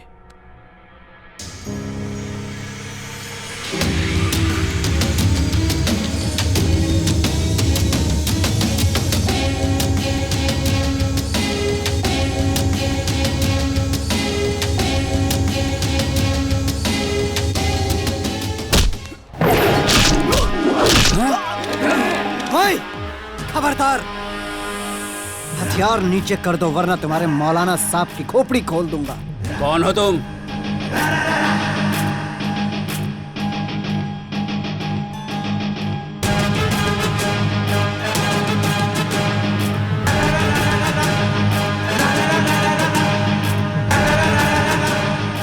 परशुराम,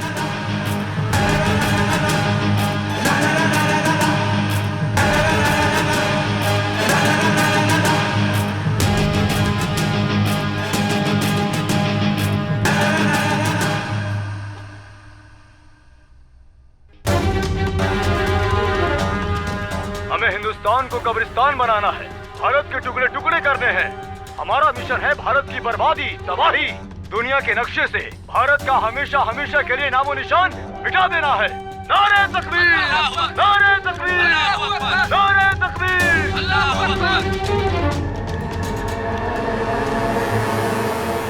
देख लिया आप लोगों ने इसकी हकीकत। दरअसल इसके जैसे कुछ मौलानाओं की वजह से हिंदुस्तान का हर मुसलमान बदनाम होता है। अरे ये पाकिस्तान के हाथों बिका हुआ एक फड़ुआ है जो आप जैसे नौजवानों को जिहाद के नाम पर बरगलाकर उनकी बलि चढ़ाता है। आप लोगों को मिलती है सजाए मौत और इस जैसे मौलानाओं को मिलती है करोड़ों की दौलत। माँ बाप ने आप लोगों को पैदा किया कि आप लोग उनके बुढ़ापे का सहारा बनेंगे, लेकिन इस जैसे मौलानाओं की वजह से आप लोग गुमराह होकर बलि चढ़ जाते हैं। मैं आप लोगों से पूछना चाहता हूँ कि आप लोग जिस जगह पैदा हुए हैं वो मुल्क कौन सा है? हिंदुस्तान। तो फिर हिंदुस्तान आपका मुल्क है, वो पाकिस्तान कैसे हो गया? इस जैसे चंद मौलानाओं की वजह से। अरे कुरान पाक में लिखा है कि वतन के साथ गद्दारी करने वालों को जन्नत नहीं जहन्नुम मिलती है। तो जाना चाहते हैं आप लोग जहन्नुम में? तो आज से छोड़ दीजिए हथियार हमेशा के लिए।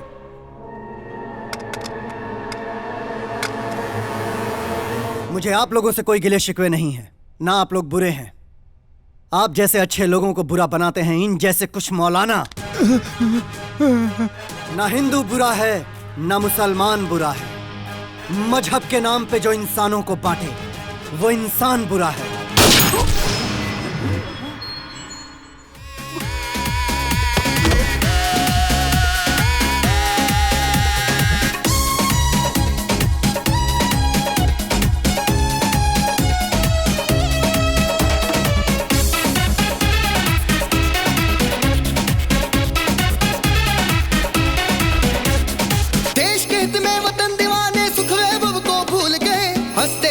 भगत सिंह फांसी का फंदा झूल गए। राजगुरु सुखदेव बिस्मिल माँ का कर्ज उतार दिए। वक्त पड़ा तो आजाद सिंह कनपट्टी पे गोली मार दिए।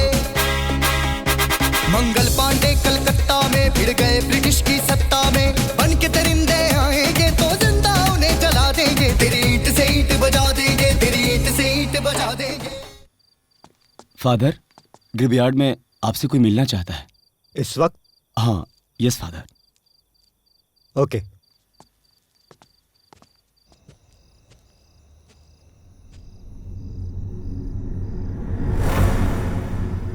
Who are you, my son?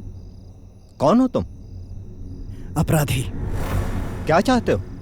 Confess करना चाहता हूँ फादर। यह कन्फेस करने की जगह नहीं है। अगर तुम्हें कुछ कन्फेस करना है तो चर्च में कन्फेशन बॉक्स में आ जाओ। पर मुझ जैसे नीच इंसान को चर्च के अंदर नहीं जाना चाहिए फादर। ठीक है, कहो क्या कहना चाहते हो? मैं इस मुल्क को तबाह करना चाहता हूँ, बर्बाद करना चाहता हूँ, खाक में मिला देना चाहता हूँ इस मुल्क को। हजारों लाखों बेगुनाहों का कत्लेआम करना चाहता हूँ। नो नो माय सन, मेरे बच्चे, ये गलत है। हमारा धर्म देश से गद्दारी या बेगुनाहों का खून बहाने की इजाजत नहीं देता। और जो व्यक्ति ऐसा करता है वो माफी के योग्य नहीं है। ऐसा व्यक्ति मौत की सजा का हकदार है।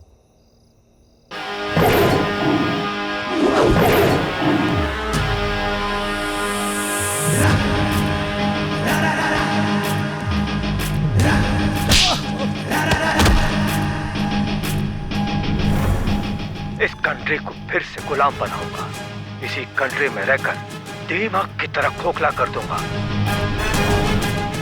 आपस में लड़वाऊंगा, गली गली गृह युद्ध करवाऊंगा। वतन के साथ गद्दारी और बेगुनाहों का खून बहाने की इजाजत तुम्हारा गॉड नहीं देता है। ऐसा करने वाला सजा का हकदार होता है, उसे सजाए मौत मिलनी चाहिए। यही कहा था ना तूने? गुनाह तूने खुद कबूल किया है, तेरी सजा मैं मुकर्रर करूंगा। देश लूटने की खातिर जो बन के आज दरिंदे हैं, उनके खातिर भगत और आजाद भी आज भी जिंदे हैं। मिट्टी के कण कण में है बजरंग बली हनुमान यहाँ, जंग छिड़ेगा बन जाएगा आंधी और तूफान यहाँ। हम ऐसे वतन दीवाने हैं, आजादी के परवाने हैं। आजाद वतन में आजादी का फिर से फूल खिला देंगे, तेरी ईंट से ईंट बजा देंगे, तेरी ईंट से ईंट बजा देंगे। What is the progress? Sir, we are trying. What trying? मुझे पूरा यकीन है इन तीनों हत्याओं के पीछे परशुराम का हाथ है। ढूंढो उसे, पता लगाओ, धरती फाड़ो, आसमान चीरो या पाताल में सुरंग बनाओ, गिरफ्तार करो उसे। मुझे 24 घंटे के अंदर रिजल्ट चाहिए। मैं उसे कानून के कदमों में देखना चाहता हूं। जिंदा या मुर्दा।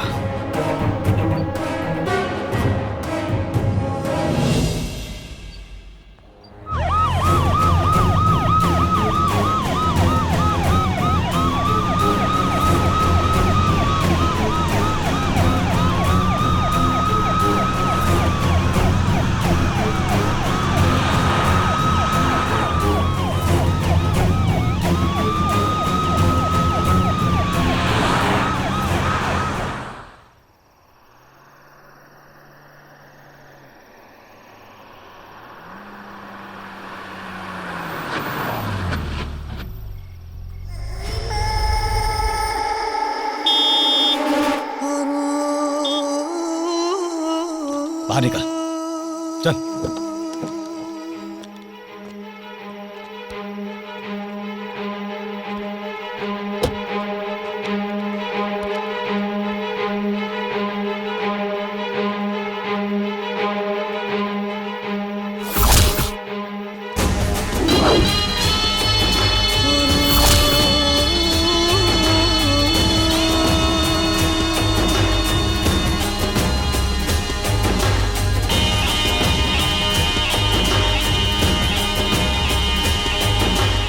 जनाब, आप यहाँ अचानक से? तुम्हें अच्छी तरह पता है डीएसपी कि हम जो भी करते हैं अचानक बिना बताए ही करते हैं। और फिर तुम्हारे मुल्क के दीवारों में गद्दारों ने इतने छेद कर रखे हैं कि कहीं भी आना जाना मुश्किल नहीं होता। लेकिन आप यहाँ क्यों आए? तुम्हारे नाकामी, तुम्हारे लाचारी का तमाशा देखने। तुम्हारे नाक के नीचे, तुम्हारे छाती पर पैर रख के हमारे 3 काबिल साथियों को मार चुका है वो, और तुम यहाँ बिल में बैठे बैठे गीदड़ भपकियां दे रहे हो। गीदड़ भपकियां नहीं जनाब, उसकी मौत का फरमान जारी कर दिया हूँ, उसके पीछे यमदूत लगा दिया हूँ। लेकिन आपको इस तरह नहीं आना चाहिए था। अरे हमें क्या करना चाहिए और क्या नहीं करना चाहिए ये तुम मुझे मत सिखाओ डीएसपी। मेरा वीडियो उसके पास है, अगर तुम्हारे गवर्नमेंट के हाथ लग गया ना तो हमारा मुल्क बदनाम हो जाएगा, और हम ये कभी होने नहीं देंगे। जनाब, इसीलिए उसके पीछे पूरी पुलिस फोर्स लगा दिया हूँ। बहुत जल्द पकड़ा जाएगा या तो मारा जाएगा। ठीक है डीएसपी, तुम अपना काम अपने तरीके से करो और हम अपना काम अपने तरीके से करेंगे।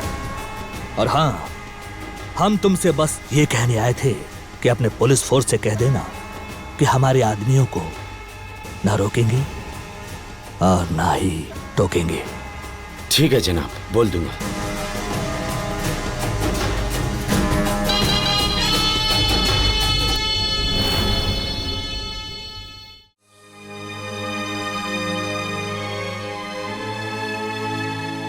गौरी एगो बात कही? हाँ बोली। तू ये जगह छोड़ के चल जा। कहाँ से कि हमरे जिंदगी के कोनो भरोसा नहीं है। कानून के हथकड़ी कभी भी हमरा हाथ में लग सकेला, या दुश्मन के गोली हमरा सीना के छेद सकेला। तब बेहतर बाटे कि तू यहाँ से चल जा। परशुराम, अभी जंग से तोहार ना हमरो बा। हम अपन माई बाप के खोले बानी। अभी जंग में चाहे हार होके, चाहे जीत, चाहे मौत मिली, चाहे जिंदगी, हमरा के सब कुछ मंजूर बा, लेकिन हम तोहरा के छोड़ के कबो ना जाइब। गौरी, समझे के कोशिश करा। हम जानबूझ के तोहरा के मौत के मुंह में नहीं ढकेल सकत। अरे तोहरा आगे तोहर पूरा जीवन पड़ल बाटे और हमरा सामने बाटे सिर्फ गुरुजी के दिहल वचन। हमरो जिंदगी में तोहरे प्यार मोहब्बत के सिवाय कुछ नहीं बचल। सब उजड़ गई, सब कुछ बर्बाद हो गई। हम फैसला कर ले बानी, जियब तो तोहरे साथ और मरब तो तोहरे साथ। गौरी, अरे ऐसे जिंदगी के का फायदा जौना में ना तो पति के प्यार मिली, ना गृहस्थ आश्रम के सुख। प्यार मोहब्बत के मतलब शादी ब्याह कल पति बनावल ना, परछाई बन के साथ निभावल भी होला। परशुराम जैसे मीरा श्याम के साथ निभावली, राधा भगवान श्री कृष्ण के साथ निभावली, वैसे ही हम तोहार साथ निभाई। परशुराम पत्नी ना सही तो केहू दासी समझ के अपन साथ रहे के मौका दे दा। हम वादा करे तानी, जिंदगी भर तो के अपन देवता बना के पूजा करब।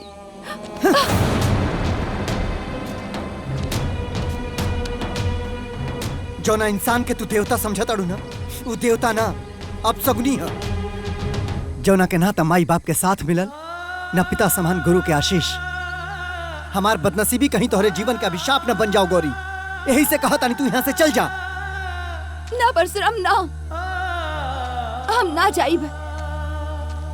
इस जंग में हम तोरे हिम्मत के हथियार बन के तोहरे साथ रहब। नहीं खुद जाए चाहत ना, तब मरा यहाँ, हम ही जाता नहीं।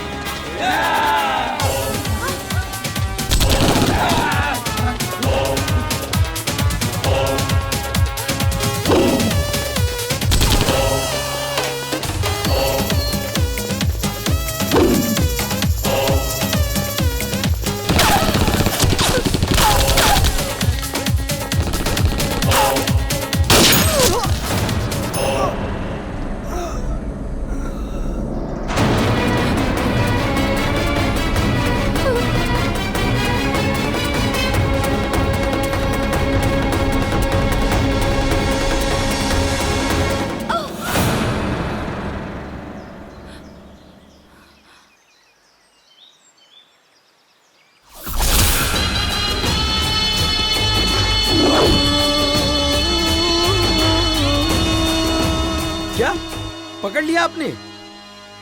हाँ, जावेद मीर नाम है मेरा। तेरी पूरी पुलिस फोर्स निकम्मे निकली रे। कमाल तो कर दिखाया हमारे खूंखार शेरों ने। दोनों पकड़ लिए गए? हमारे लिए उन दोनों से जरूरी वो मोबाइल था जो इस वक्त मुझे उस छमिया के दिखाई दे रहा है। कोई सबूत मत छोड़ना जनाब, खत्म कर दो, मिटा दो उन दोनों को। तो मुझे हुक्म मत दे डीएसपी। मुझे अच्छी तरह पता है कि मुझे क्या करना है और क्या नहीं करना। एक बात कान खोल के सुन ले। अगर तो इस छमिया के जवानी का मजा लेना चाहता है तो सीधे तरीके से काली पहाड़ी के पीछे वाले जंगल में आ जाओ। क्या? काली पहाड़ी के पीछे वाले जंगल में? बस अभी आए जनाब।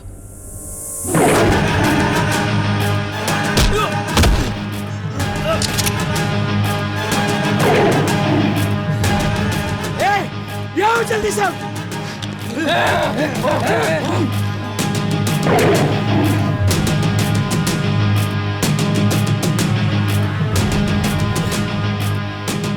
गोली चलवाना से पहले हम एगो बात तो लोगन से पूछल चाहता नहीं।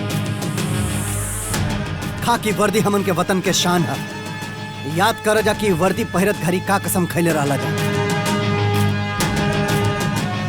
सरकार तो लोगन के वर्दी वतन की सुरक्षा खातिर देले, लेकिन ई गद्दार वर्दी की सतह का कैलस। न सिर्फ वर्दी के दागदार बनौलस बल्कि भारत के टुकड़ा टुकड़ा करे के कोशिश भी कैलस। अरे और तो और हमरे गुरुकुल के स्वामी धर्मानंद जी के और उनके सगरे शिष्यन के मौत के घाट उतरवा दियालस।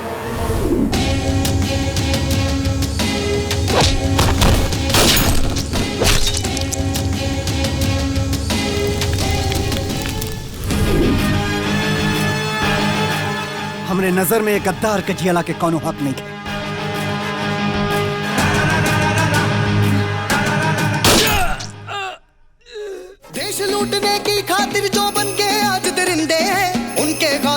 भगत और आजाद भी आज भी जिंदे हैं। मिट्टी के कण कण में है बजरंग बली हनुमान यहाँ। जंग छिड़ेगा बन जाएगा आंधी और तूफान यहाँ।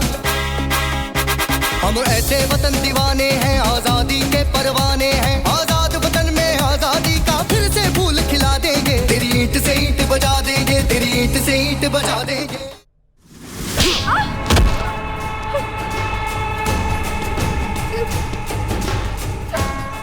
कोई बात नहीं, हम खुद ही इसका लॉक खोल देते हैं।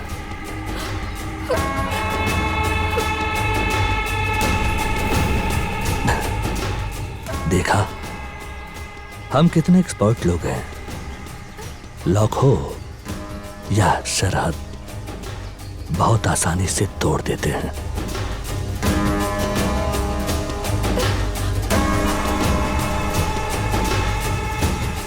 हम तुम्हारा प्लान जान के बहुत खुश हुए, लेकिन एक बात ध्यान रखना, तुम्हारे देश के प्राइम मिनिस्टर को उसके भाषण वाले दिन पूरे आवाम के साथ उड़ाना है।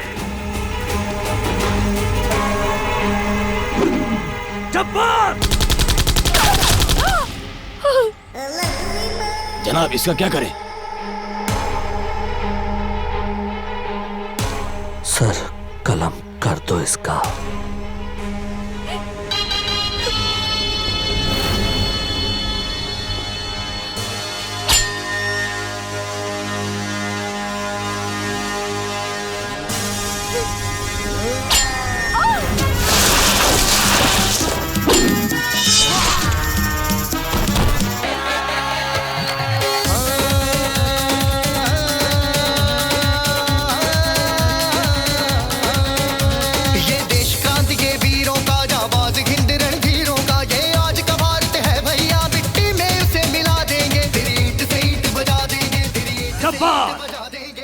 दोनों बचने नहीं चाहिए।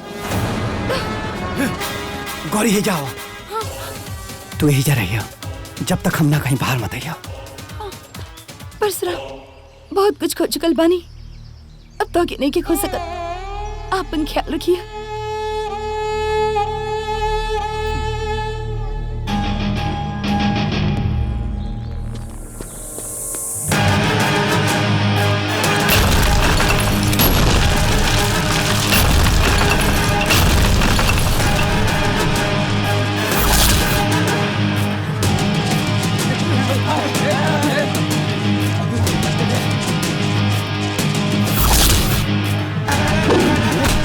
Oh!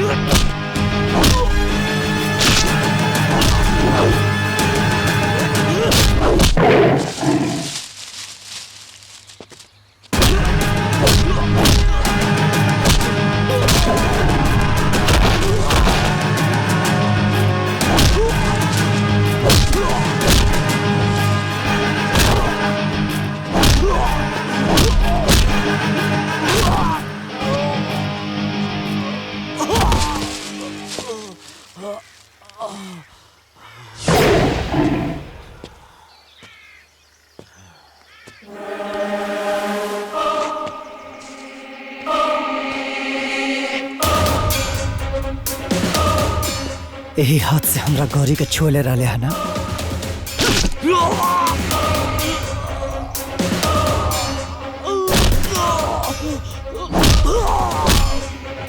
यह नापाक कदम तो हमरे भारत के पवित्र मिट्टी पर पड़ल लाला ना।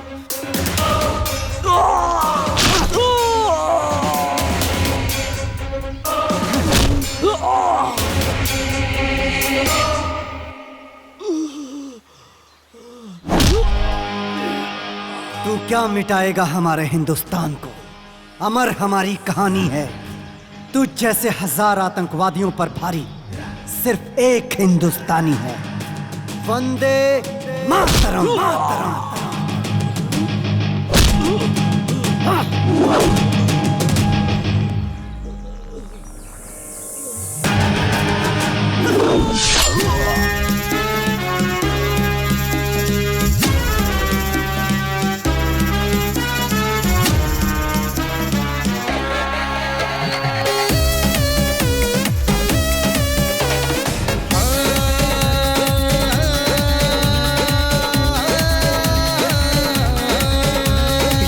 क्रांति के वीरों का, जाबाज हिंद रणधीरों का हो, ये देश क्रांति के वीरों का, जाबाज हिंद रणधीरों का। ये आज का भारत है भैया, मिट्टी में उसे मिला देंगे तेरी ईंट से ईंट।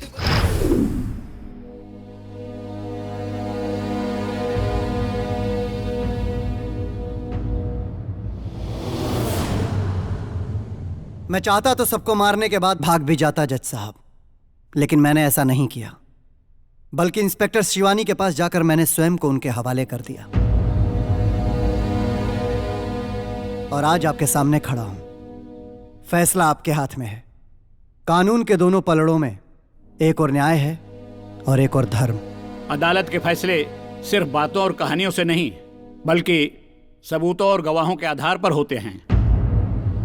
और तुम्हारे पास न तो कोई सबूत है और ना ही कोई गवाह। ठीक है जज साहब, दे दीजिए मुझे सजाए मौत, लटका दीजिए मुझे फांसी पर, लेकिन उसके पहले सभी धर्म ग्रंथों पर सख्ती से पाबंदी लगा दीजिए। कलाम पाक में ईमान और इंसानियत की बात लिखी हुई है, फिर यह आतंकवाद और हैवानियत क्यों? रामायण जाति पात के भेदभाव को मिटाना सिखाता है, फिर जाति पात के नाम पर यह आपसी लड़ाई क्यों? गीता हमें एक ब्रह्म, एक परमात्मा की बात सिखाती है, फिर यह मजहबी नफरत क्यों?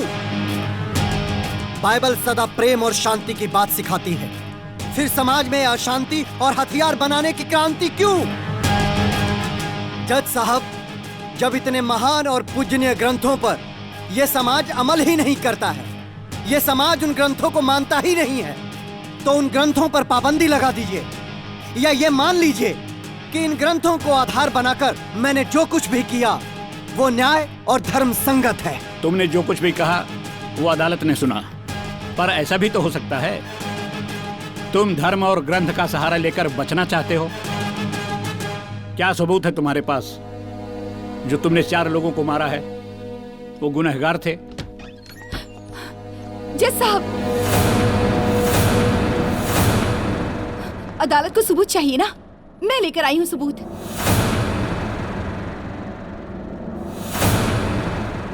माय लॉर्ड, ये वीडियो गौरी के ईमेल से रिकवर किया गया है।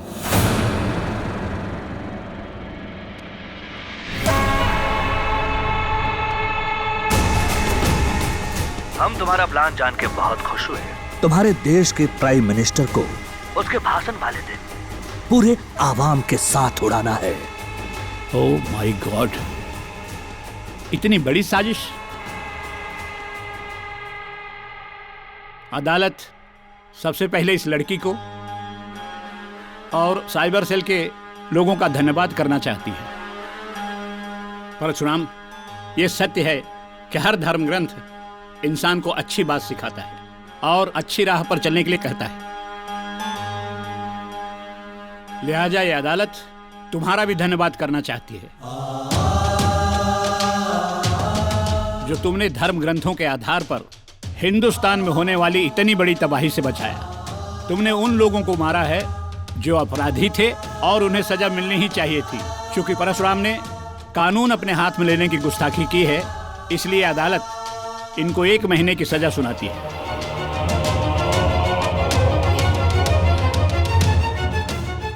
और अदालत पुलिस को यह हुक्म देती है कि परशुराम शास्त्री को हथकड़ी लगाकर जेल न ले जाया जाए, बल्कि सम्मान के साथ इन्हें ले जाया जाए।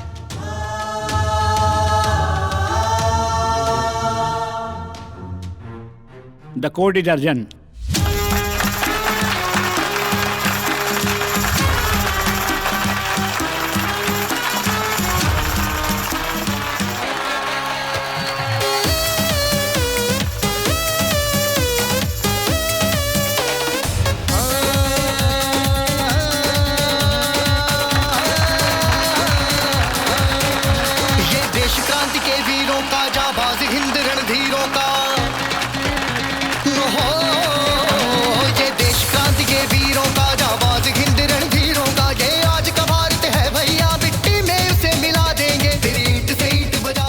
आपन पसंदीदा फिल्म देखे खातिर डाउनलोड करी दंगल प्ले ऐप।